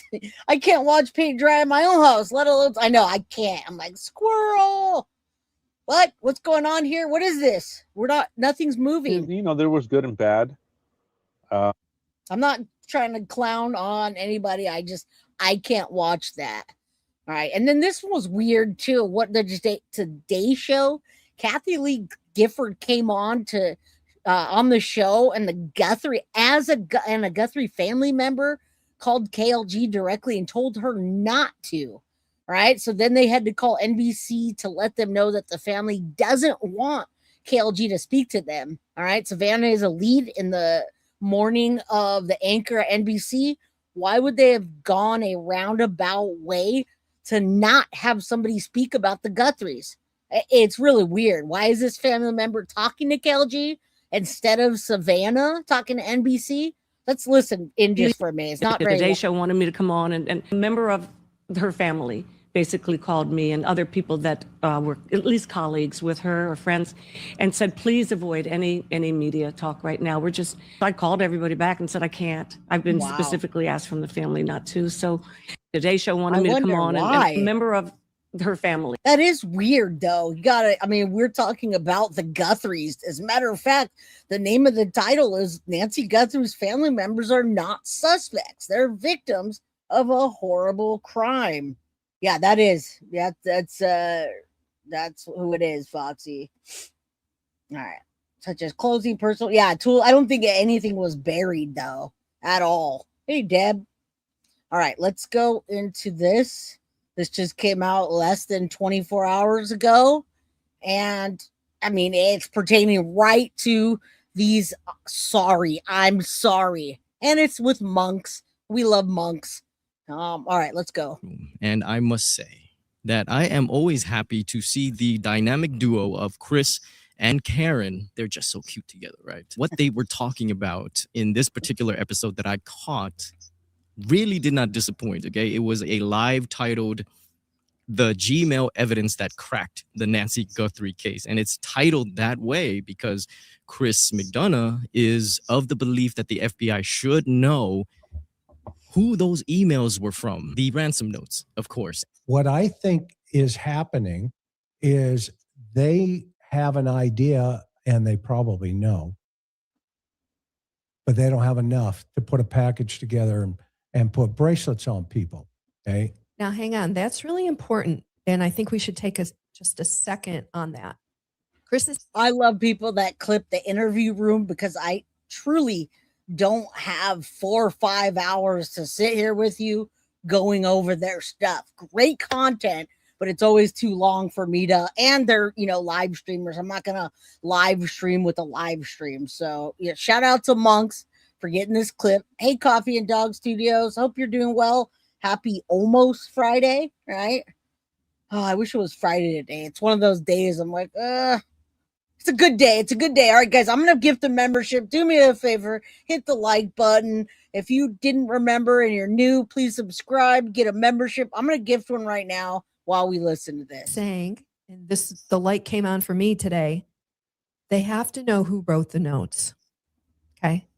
They have to know. They have the technology. That's what Deception Detective said, the exact same thing. He called his video that. They have to know who it is.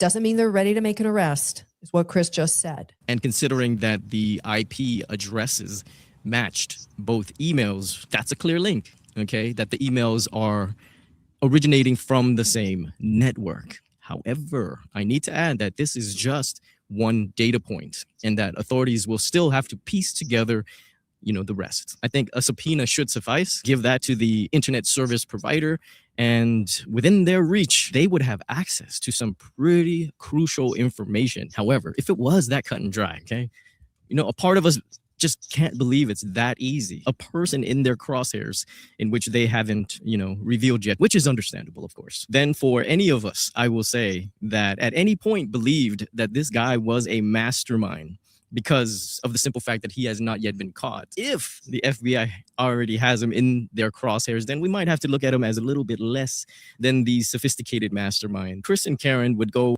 It's interesting that we would even think of a mastermind and so many things forgotten in this case. Shout out to my girl Tiff. I hope you're doing okay today. If you need prayers, let us know. I know there's always something going on. That's how I feel anyway. Yeah, Rocco, that's funny. Yeah, that does change opinions a bit, but I still like their takes on certain things.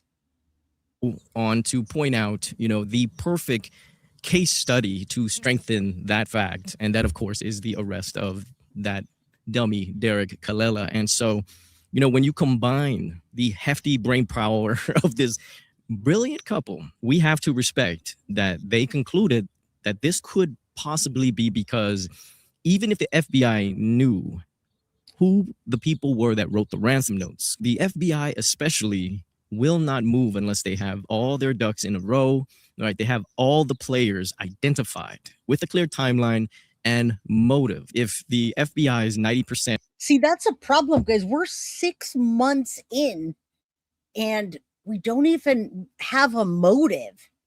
Now, we have means and an opportunity, but we don't have a motive because we don't know what they wanted out of this. We don't even know if those were the people that took her that were looking for the Bitcoin. There you go. My girl Tiff dropped the merch link in there, guys. Go check it out. There's some free shipping right now and new shirts and merch in the store. All right. Thank you, Tiff. I hope you're okay. Plus conviction rate is any indication, then it's just a matter of time. If the ransom notes are real, of course. And as many of you know by now, I am of the belief that the ransom notes are being operated upon by law enforcement as being real. It would explain the numerous oddities, why Nanos pulled the search and rescue team so early, why he, and this would include the family, did not accept the Cajun Navy's help. He also did not. I keep coming back to that too. Cajun Navy has said to us, we tried to help and they didn't accept it. Do you guys think it's because they don't want people looking at or pointing fingers at the Occam's razor and who's the closest to the family? 92% of people, right? FBI would do that. FBI would point at the spouse, at the right. That's Occam's razor. I just laughed at that name. FAFO, bitches. I just subbed to your channel. Well, welcome. And guys, we're gonna we just got a new sticker pack, which is really cool. It says see something, say something, and do something. Guilty of crime. Bunch of stickers. Guilty of crime stickers. Tiff wants me to give those away at the end of the show. So if you guys would hit the like button, drop a comment, do all your stuff, and we'll see what happens at the end. Yeah, she's got Wordle to focus on in the strategy solve puzzle. Only if she applied that to find Nancy. Cajun Navy. Yeah, I'm just not. Yeah, welcome FAFO. They still want to go there, but I feel like they don't. I feel like Chef Nanos doesn't want anybody looking at the most simple thing, and the suspects that should be eliminated first. There's no suspects. Not accept the Mexican search party's help. Why the family themselves simply hid. Okay, never really looking for Nancy as far as what we, the public, can see. The biggest giveaway, I feel, that the ransom notes are real are the siblings' plea videos. Now, those videos, okay, not only seem to address the notes, but there's just a timeline that fits so conveniently, okay? So ransom note number 1 was received on February 2nd. The main point by the writer is that Nancy is alive and demanded ransom. They offered as proof knowledge of 2 things of the crime scene, right? The broken white floodlight in her backyard, but the most notable thing is the Apple Watch at the base of Nancy's bed, the foot of Nancy's bed, I should say. And did it say Apple Watch? I didn't notice that. It didn't. It says smartwatch, which again, like I said, look at this text. I did see your email, Foxy, where you talked about USD when you're referring to crypto. It would be BTC or USD. Okay, so that makes sense. I mean, I get it, but it's hard to pick apart those little bits and pieces, not knowing if somebody disguised their language or just said, "Hey, write me a letter, in AI, write me." I don't know. Everything about this just seems like they handpicked each part of it. But you think if they did use AI to generate this, wouldn't we be able to track that back once you found the IP address? Which AI platform did this? Where did it come from? It seems to be, but we still don't know much. All right, Bestie, good to see you. Finally caught alive. Welcome. All right, you guys also, this weekend's coming up. You can do, go back to the playlist. I bet there's a lot of videos you have not caught up with. At the base of Nancy's bed, the foot of Nancy's bed, I should say, which cannot be a lucky guess, right? But there was one glaring omission: no proof of life. Hey, and then 2 days later, the first family plea video hits Instagram on February 4th.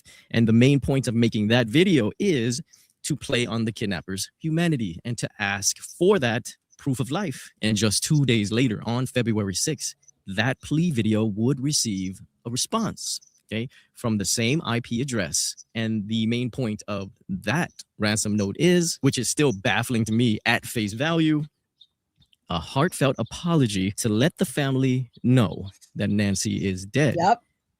Which, does that not feel like a direct response, in my opinion, to Savannah asking for proof of life, in which they could not? Now, an interesting question popped into my head as I was going over this part of the case over and over again. And that was, if this letter writer is so apologetic, so sympathetic, and wants to absolve the Guthrie. What's up, Teresa? You're disagreeing with me, but you don't know the context, my friend. Or maybe you're not, my friend. This title is absolutely condescending, Teresa. Nancy Guthrie's family members are not suspects. They're victims of a horrible crime. This is, in fact, a quote from Sheriff Nanos on Saturday, August 2nd, when he put his foot in his mouth and said the wrong things. He came back and corrected himself and said, actually, blah, blah, blah.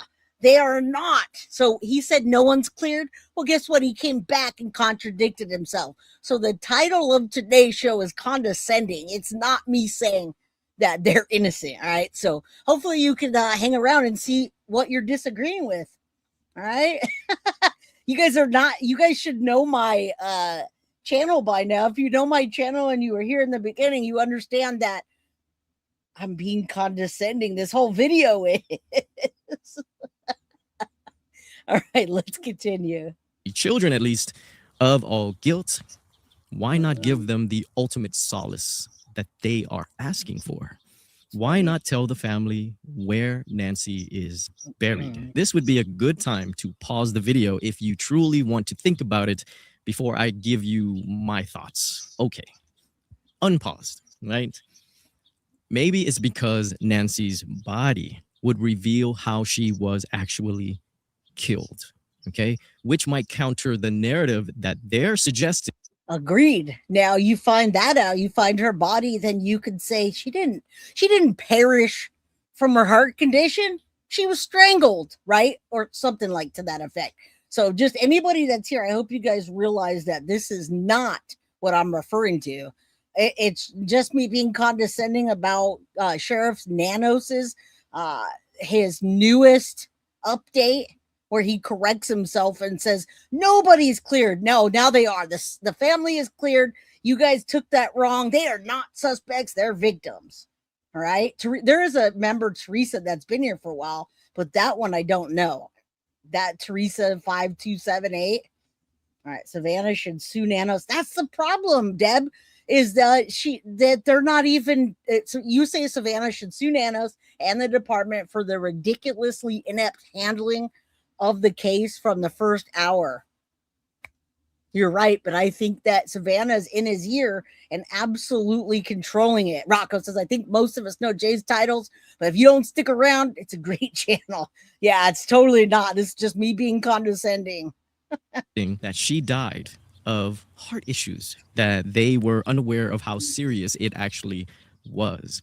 Anyone? But you know what that got me thinking of as well? It started to feel to me as if this letter writer was just as concerned about absolving the family, of any guilt as they were of absolving themselves of the full magnitude of this crime, just in case they were caught. And if you think about it, would this not be more in line with a person that is capable of being a part of kidnapping an 84-year-old woman from her bed than a truly sorry, bleeding heart kidnapper? And so the following day, the Guthrie siblings made another plea video. We received your message and we understand. We beg you now to return our mother to us so that we can celebrate with her. This is the only way we will have peace. God, I wanted to hear the interview where she talks. And welcome, Teresa. We have several Teresas, but I'm glad that you made it here. Hopefully you're doing well. Hit that like button, and I'm glad that you got the context. Mab, you're giving them too much credit. Mab, I'm curious if you're still in chat. What are you thinking about this? You've been following Patriot Pride and those sleuth guys, right? Sleuth's Intuition. I mean, they've got just every night. It's like they know who it is. They see they got an unmasked person, etc. Are they close to naming something, or is it just complete theories? I'm just curious. I don't watch it. I just can't. This is very valuable to us, and we will pay. And the main objective of this video is to tell the kidnappers that they will pay, even for Nancy's body, it appears.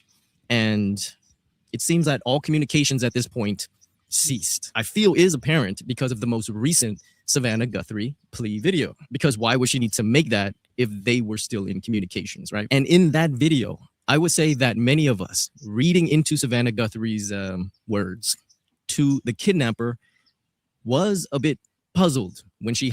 Now, guys, I think this is absolutely premature, and I never forget about the band members, because the two people they're connected to is Annie and Tommaso. But the odd thing is I feel like it's way too early for Carlos Palazuelos to be suing Pima County when we don't even have any real suspects. How are you going to go on and sue them? It's kind of like, we watch true crime all the time, and we get this crime that over the last 30 years, they're pointing the finger at this dude or this chick.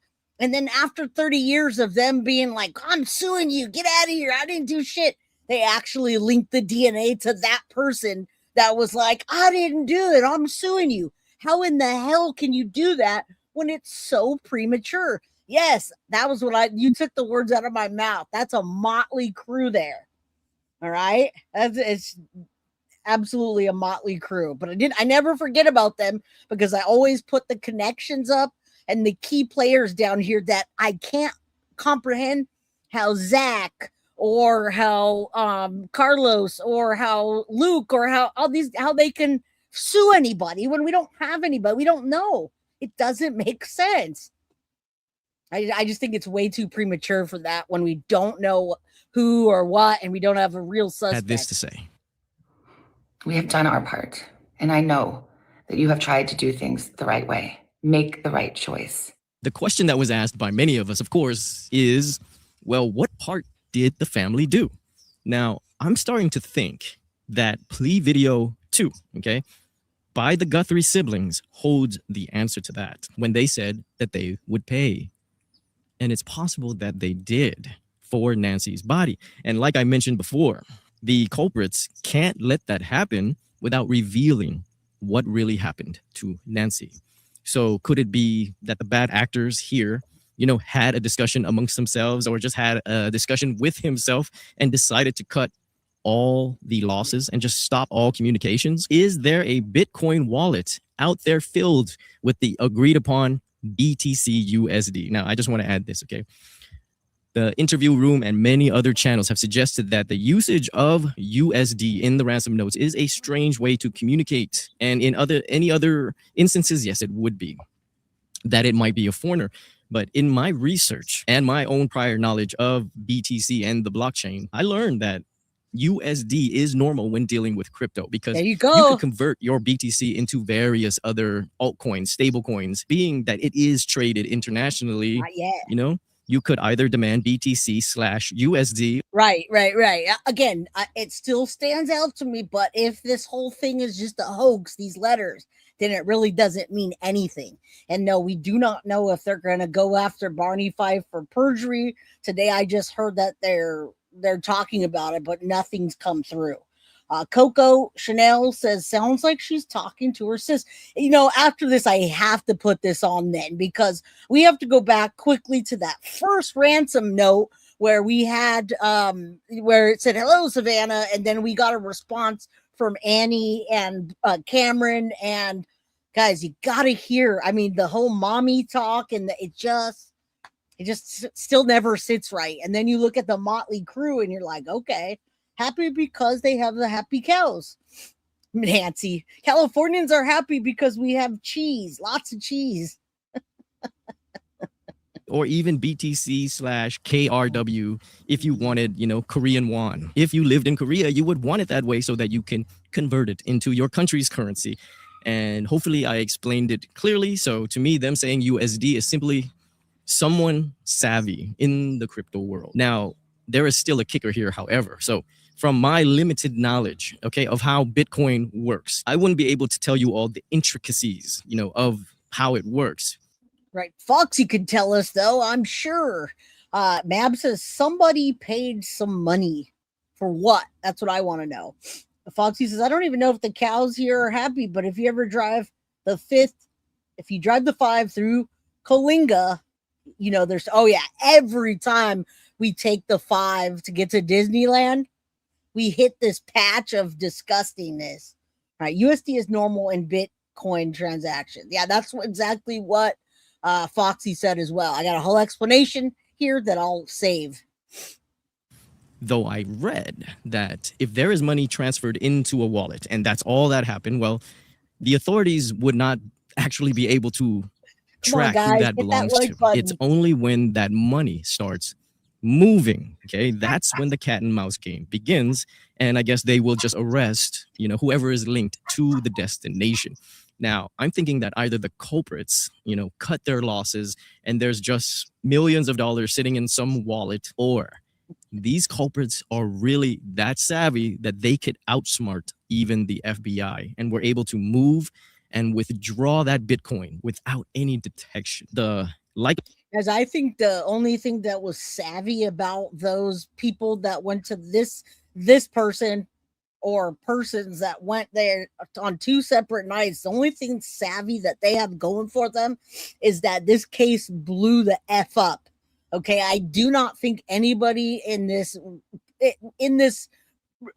Pima County would have thought that this case would get the international attention that it has, which drew out other people to start sending ransom notes again and again, different places, different things. I really don't. I hope it doesn't ever. I hope that it gets solved. I hope they bring her body home for the family, but I don't know. Oh, yeah. Welcome. Happy almost Friday. Oh, hold on. Sorry. 1 second. He's all, not the blockchain. That's all we missed. All right, there it is. Ask. So if you are, feel free to fill us all in on more of that. If this case proves to drag on, okay, no second Nest camera footage, no further leads, possibly, hopefully not, entering year 2. Hey, we might be entering some type of cold case territory by then, okay? Now, there are 2 recent cases that come to mind that should give us a little hope, okay? First is the D4VD case, right? When he murdered the 14-year-old Celeste Rivas that he was inappropriately dating. Now, she winds up dead in the trunk of a Tesla that belongs to him, okay? All the evidence pointed at him, started acting suspicious. He started transferring property over to his parents' name. The whole 9. The authorities seem to have him dead to rights, folks.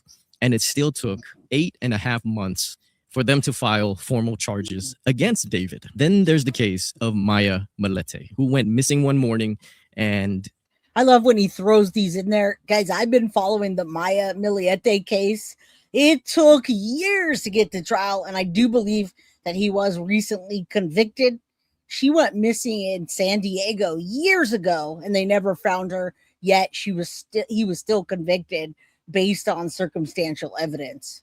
If you guys followed that, then you know. Her husband, Larry Miliete, I think it's Miliete, not Milete. He had the most suspicious alibi known to man. He was missing for hours on end. He even turned off his cell phone for 12 hours during the time frame of when she went missing. And it still took 9.5 months to charge him, okay? The continuing heartbreak for the Milete case is not only did their kids lose both parents, but Larry still will not reveal where Maya's body is. And I'm thinking it's a similar reason why ransom note number 2's writer, at least, won't help the family locate where the body is because of what that body. I think that's been from the beginning. That's what I've thought from the very beginning, is they're not going to give the body away for anything because they don't want us to know what they did to her. And when I say what they did to her, we all think that it was somebody close to the family and very targeted. I don't think they want to get up on that stand when they have to go to court and say the things that they did to her body. Right? I do not think that she just had a heart attack and died and whatever. They try to capitalize on it anyway. I think they knew what they were doing. They went in when they took her. They did whatever they did to her, and she passed away. I don't know if it was at that house because of the lack of blood and a lack of struggle, unless they cleaned it up. Will reveal about the murder. So we've been looking for Nancy for about 6 months now. And if any of those 2 cases that I just mentioned is any indication of how Nancy's case is going to go, well, I guess the next couple of months might be fireworks. My name is Monks. It's probably time for me to pack, okay, for my brother's wedding. We don't go to your brother's wedding, sir. All right, so I just want to take a look at this weird writing again, and then I'm going to pop up here. And what we're going to do, guys, is we're going to go ahead and do that. We're going to give away a sticker pack tomorrow since it's a Friday, and then I can show you some of the other merch stuff. Right now, I'm kind of in a little bit of a time crunch because I got some stuff going on, and it was an interesting day for me behind the scenes. But let me pop this up real quick. We're not going to do the whole thing, but I want you to see this first one and then go back to this for a second. Now, this episode just came out yesterday. We're not watching the whole thing, but I want you to see what they say about this. Nancy, she perished. She's in nature now. This person is trying to act sympathetic, to form a bond with Savannah. In a way, he or she is trying to manipulate Savannah into believing them. It's a little like the BTK killer. When he defended himself in court, he said about one of the victims, hey, I'm a nice guy. I comforted her before I strangled her or before I put a pillow over her face. So this person who wrote the note. Okay, wait, you're talking so fast. That cracked me up at this part. She went off on a tangent and Nancy didn't hear a word she said. I'm going to go a little bit forward on this because she didn't even listen to her and she just restated it. It sounds a little bit like the sociopath manipulating the victim before they slash their throats. It's a highly manipulative note. The first note asks for money. The second says, oh, never mind, she perished. That tells me that by the time the author gets to the second note, they're more worried about being brought up on homicide murder charges than the $4 million that they wanted originally. I don't think they're really sympathetic at all. I don't think they're sorry. I think the apology is only because, in my opinion, somebody close to the family that has some kind of regret now. They got nothing. Nobody's gotten anything out of this case thus far. There's no clear motive. Nobody's gained anything. What have they gained? Maybe, just maybe that points back to the motive of just hating Savannah, right? She didn't get to go host the Olympics, right? She wasn't on the Today Show for a while. Then she started this new show, but there's been a few times where she's had to come off the show to do something or whatever that has to do with this case. So what has anybody gained other than torturing the family or Savannah? I do have an image of a wife or girlfriend standing over the author's note saying, oh, add this, add that, as if one is not enough. You got to say it again. And again, I do believe the author is obsessive, that they took a long time to write this note. The author is not is an expatriate because of the USD, and they take the, almost like a European might say, they were in hospital, not they were in the hospital. So I noticed that as well. And I think finally, you know, the fact that there's these shifts and turns throughout the notes. You know, when I wrote my doctoral dissertation, I was told to consult with everybody in the department, about 30 people. By the time I defended my dissertation, the committee said, well, it sounds like it was written by 30 people. I'm like, yeah, I consulted with 30 people. It sounds like this guy or gal handed the note around, deliberated, thought a lot about it. But again, primarily it's the manipulative tone. So if you, whoever's listening, has somebody in your household who overtalks, is manipulative, grandiose, uses hyperbole, a lot of verbal flourishes, you should think very. Can anybody think of anybody in that family that's grandiose and speaks like that? And anybody? Okay, let's continue. Carefully about where that person was the night Nancy Guthrie went missing. Okay, back to you, Lisa Miller, who has done an incredible analysis of this note. What do you make of what Bethany just said? And our whole purpose tonight is to try to use these notes to identify the killer. And he will be charged with. I don't think we're going to identify anybody with these freaking images. I think we're past that. I think we absolutely need to have DNA connected to somebody. And I don't know what investigators have behind the scenes, what they've been working on, but we need a lot more than that. I'll tell you that right now. I think we've named everybody and their mom of being under that mask. Felony murder. Even if his fantastical claim is true that Miss Guthrie died of natural causes, whenever a death occurs during the commission of a felony equals felony murder, which is murder one, which does get the death penalty. All right, let's go a little forward because that's a little ridiculous. They're not going to do a death penalty on this case, in my opinion. I really don't think so. I don't think that's a high standard for not even having any person as a suspect. All right, this is where I wanted to bring it. And then I am out of here. We'll be back tomorrow at same time, same place as usual. If you're new here, Take a look at the schedule below. All right, look at this real quick. Hey, Jacqueline, you say caught a big fish off of Fort Lauderdale coast. Did you eat it afterwards? Did you take it home and eat it? I showed the note that you had given me months ago, Synth. I put that up. Her Annie's weird poem about television rotting your brain and all that stuff, and while Savannah was at the peak of her television career. Right? I hadn't used that at all because I just didn't. I don't know. I didn't even realize I had it, I don't think. All right, let's go. Mom, Nancy, we feel them, and we continue to believe that she feels them too. Our mom is a kind, faithful, loyal. Just watch her just a little bit, okay? Just watch her and then we'll see what she says.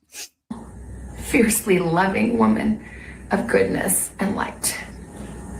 She's funny and spunky and clever. She has grandchildren that adore her and crowd around her and cover her with kisses. She loves fun and adventure. She is a devoted friend. She is full of kindness and knowledge. Talk to her and you'll see. The light is missing from our lives. Nancy is our mother. We are her children. She is our beacon. She holds fast to joy in all of life's circumstances.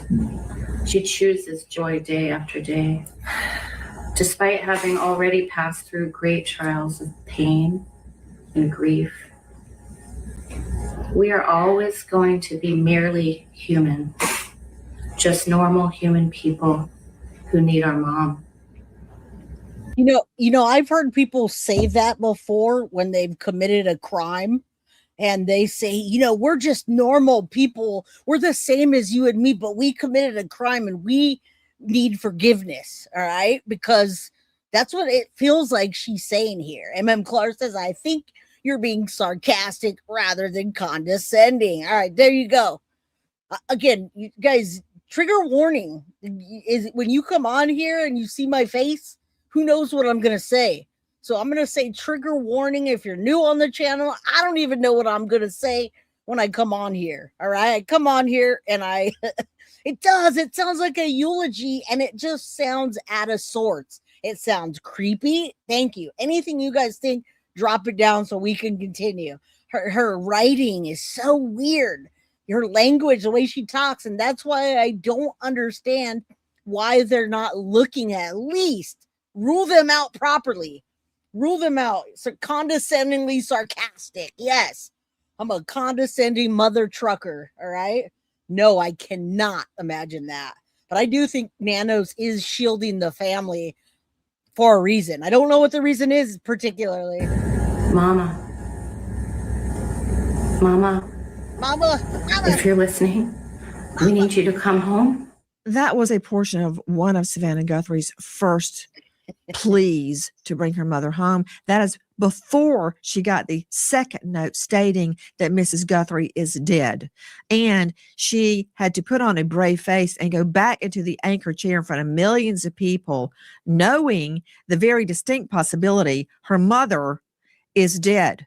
Straight out to Joseph Scott Morgan, professor of forensics, Jacksonville State University. He is the author of Blood Beneath My Feet on Amazon.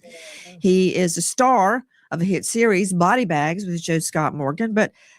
And he has his own channel, but yet he's always on yours. I just want to hear what he has to say for a minute. Oh, now we're talking about Ted Kaczynski. I don't want to talk about that because that's not even close. But let's look at this. And then Tiff says, go ahead. Tiff wants me to give away a sticker pack today and then again tomorrow. All right, guys. So, hey, I know a lot of you guys, Sadie's mama, if you're still listening, and some of you others, you enjoy receiving our packages from Guilty of Crime. It feels like Christmas when you get a package with Guilty of Crime merch and stickers and things like that. It just makes us closer, right? All right. Who the hell uses words one with nature in a note like that? A poet, maybe. I like that. Shannon Moore Juggalo.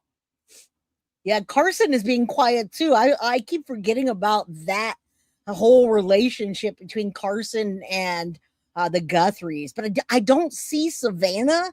I don't see her at all in the same light that I see Annie and Tommaso. It's the weirdest thing. And I really hope one day we do find out what happened. I absolutely would never want to blame family members, but I mean, come on, guys, rule them out properly and then we can move forward. And so for me, these two things are connected. It's very easy to sit here and say, yeah, she was infirm and, she had physical problems. I've got a lot more questions relative to this because they're the ones that bring up the term hurt. They're the ones that say this, and we have evidence of violence here as far as I'm concerned. That's deposition of blood that has originated from the nasopharynx area. I am of the opinion that they popped this poor lady in the face to try to get her to comply, and she bled right there. I'm not saying she bled out, but they started her down this road. I don't give two hoots in hell what your intention was. She wound up dying in your custody. This is probably the realest I've heard somebody talk about her getting punched in the nose rather than just dancing around it. Now, Deb, you're right either way because Cameron is her son and Carson Daly is the friend. I hope I'm not muted right now. Why is that showing up red? Can you guys hear me? She was on blood thinners, right? That makes a difference why we see those and the way they are. They're so small. There's a bunch of spatters. We're going to show that off in a minute, Rose. And also we give things away all the time. So just keep coming back. All right. I'm going to show you what we're going to be giving away and then we'll give it away as soon as we're done with this. Illegal custody, by the way, this is a kidnapping, obviously. You are held directly responsible for this. So these people are violent. They're very violent. And now they're wanting to go back on this. I think that they, just by virtue of that second note, they know that there is a chance they're going to have to pay a heavy price for this.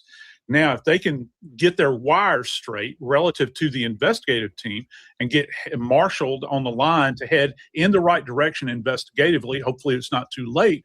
I think that there's still a chance that they can find out whoever it is that did this. Because look, as far as I'm concerned, these people are crazy. They're still out there and they can do harm to other people. Hi guys, Nancy Grace here. I don't think anyone's doing harm to anyone particularly. I think that was a target. That was a complete target, in my opinion, what they did to Nancy. And we've seen a bunch of crimes. We've seen a bunch of crimes happening in the last 6 months. We've jumped there. We've jumped there. We've jumped there. We looked at this guy. We looked at this guy. We checked out his nose hairs and his mustache, and we've ripped these people apart.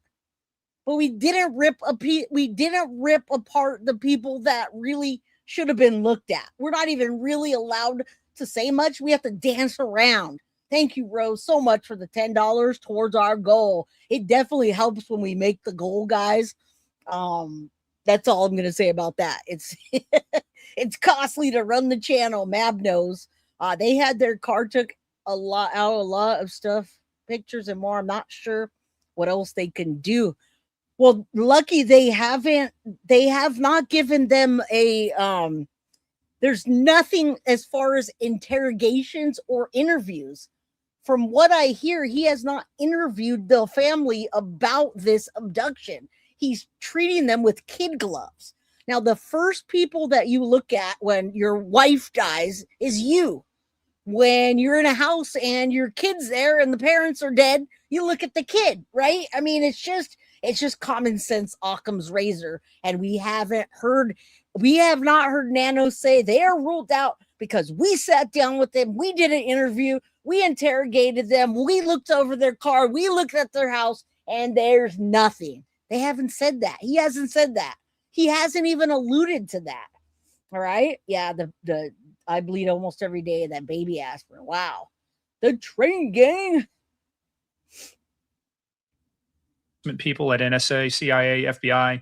I'm looking at a lot of this stuff and I'm saying we're making a lot of assumptions. and these assumptions are not yet grounded in fact. So I take a look at even the ransom communications, and my first thought is Earl Edwin Pitts, FBI agent arrested under a false flag operation by the FBI. Once the wall came down, we started seeing this information. I look at these communications. There's not enough material in there to do it like in the Unabomber case. By the way, some of the folks like Mary Ellen O'Toole, worked with a friend of mine, Dr. William Tafoya, to revise the profile of the Unabomber. I don't think that's going to help. I don't think any of that's going to help, guys. But I'm tired of Nanos. Cash Patel talks a lot, but I haven't seen a lot of action. Let me see what he says here. We have Quantico, best lab in the world. I had a fixed wing aircraft on the ground ready to move it immediately through the night. Did they just say no? And they said, we're sending it to Florida. I launched hundreds of agents and intel staff to Phoenix in Tucson just for this case, just to be on standby. And they didn't want just you to there. do the canvassing. And we said, we'll take the DNA. My ears are bleeding right now at all the missed opportunities. Y'all are cracking me up talking about Nancy's freaking makeup.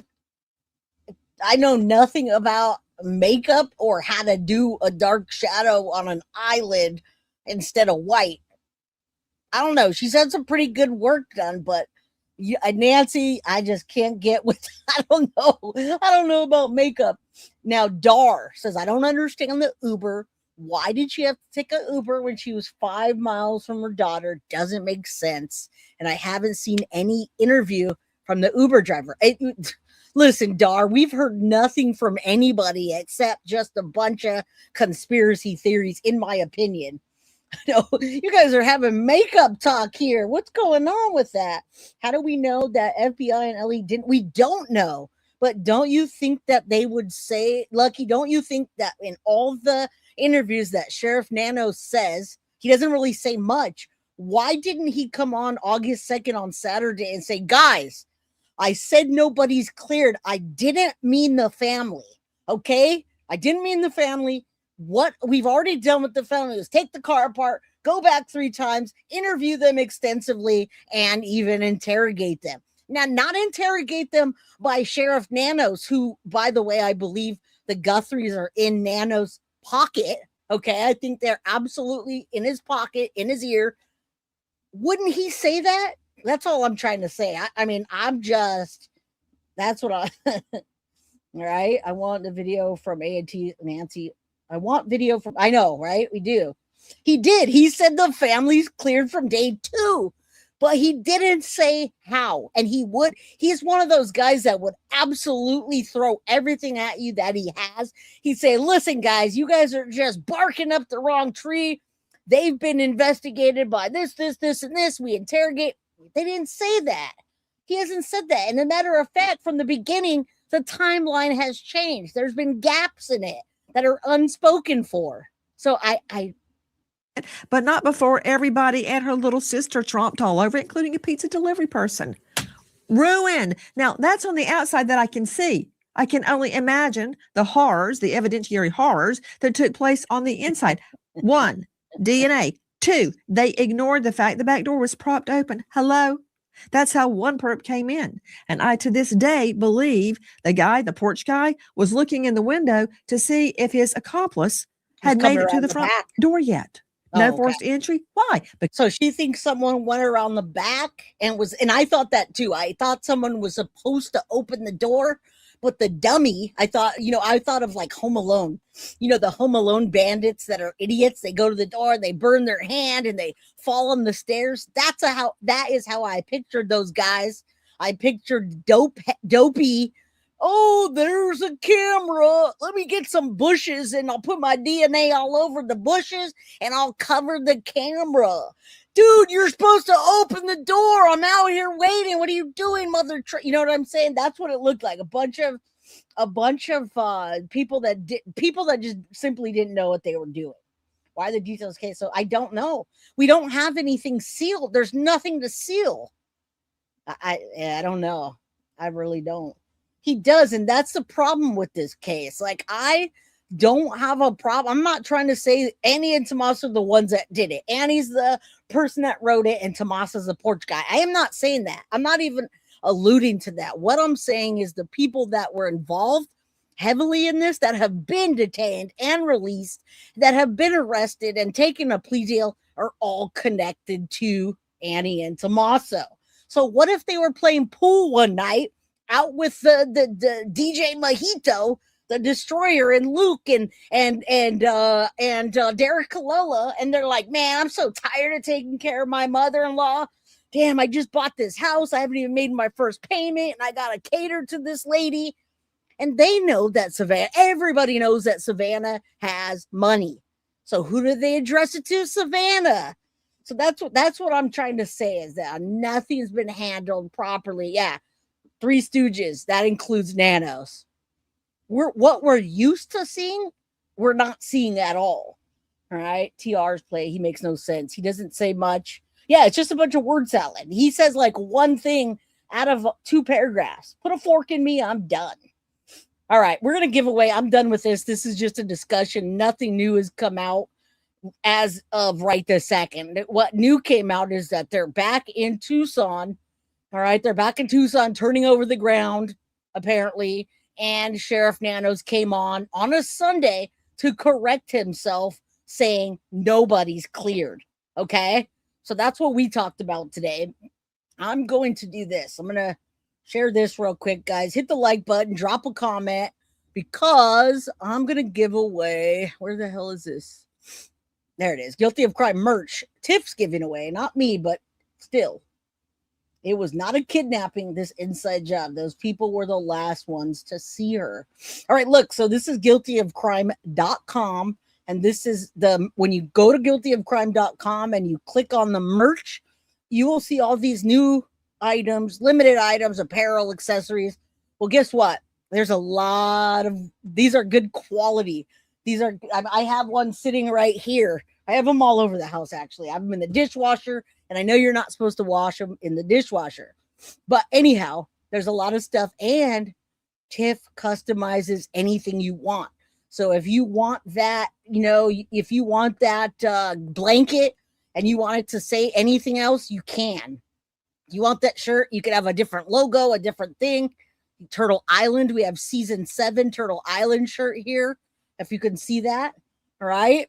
Everything is a lot cheaper on our site, but the quality is really good. All right. And I'm not just saying that. This is Tiff. Thank you. The merchandise is badass, and I will give that to Tiff. Tiff does this, and I trust her. I say, just let me see what you're going to put on and run it by me real quick to make sure we're not infringing on anybody, like the Madeline shirts, and then we go. All right. So, I mean, look at the quality. I have it all over my house. I got this stuff all over. Everybody's wearing Guilty of Crime stuff in my house. So, we put this back. But what we're giving away is not that. We are giving away free shipping right now. So if you want to buy something and you win the sticker pack, you can just throw it in there. Or you can buy something and she'll ship it to you for free with the code. All right. So look at, she's got a see something, say something, do something sticker pack. And that's what we like to say over here. Saying something, see something, and saying something doesn't do shit. But if you see something and you say something and then you do something about it, even if you get kickback, you still got to do something about it, like Thomas Karras did. All right. So we got a sticker pack. She's giving it away, and we have a bunch of merch on the site. Go check it out. All right. We're going to go. We're going. Now, I got to be in the US, and Tiff, it's up to you if you have to be in green or not. We give back to the community. We try to get back to the community all week long. I try not to wait once a month because, you guys see me getting super chats and super stickers to put back in the channel, and I couldn't even think of a better way to put it back to you guys. So hit the like button, drop a comment. Got to be in the US because otherwise stickers are way too expensive to ship, I believe. Well, Synth found a way, but let's go. All right. And you tell me, Tiff, what you want to do. You're in the UK. Well, listen, if you're in the UK, it's okay because Synth, Deb won a sticker pack. It could be anyone in the US. Well, Deb it is. But Elizabeth, if you email Synth sends sticker packs out of the country for those that can't get the merch because it's too expensive to ship. So Where are you, Deb? Yeah, very weird writings. Definitely. All right. So, Deb, it's easy. Just get a hold of me. Get a hold of me and we'll work it out to get it shipped over to you. Congratulations. I'll talk to Tiff, and then tomorrow we'll give away something else on a Friday. Guys, I hope to see you tomorrow. All right. Oh, and then for you, Elizabeth, that's out of the country, you can email synth.serber@gmail.com.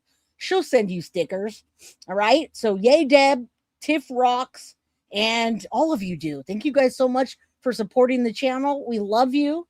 We're all here for each other, and we will see you tomorrow. Same time, same place, 4 p.m. I'm in California, 4 p.m. Pacific Standard Time and 7 p.m. Eastern. All right, guys, I love you. I'm in a bit funky mood today. I don't know why. Do you guys ever have those days where you just feel like, like kind of off, like sad, and you don't really know why? We're gonna have a better day tomorrow, all right? I'm gonna try to get some really good sleep so I can have a kick-ass day tomorrow. All right, guys. But you guys help me. You guys help bring me up. Love you guys. Thank you. And I'll be back tomorrow with something new. No Nancy Guthrie unless something big. You too, Jen? I'm like just in a weird mood. I feel like kind of sad for no reason. It sucks. I don't like it. But it is what it is. And I'll see you guys tomorrow.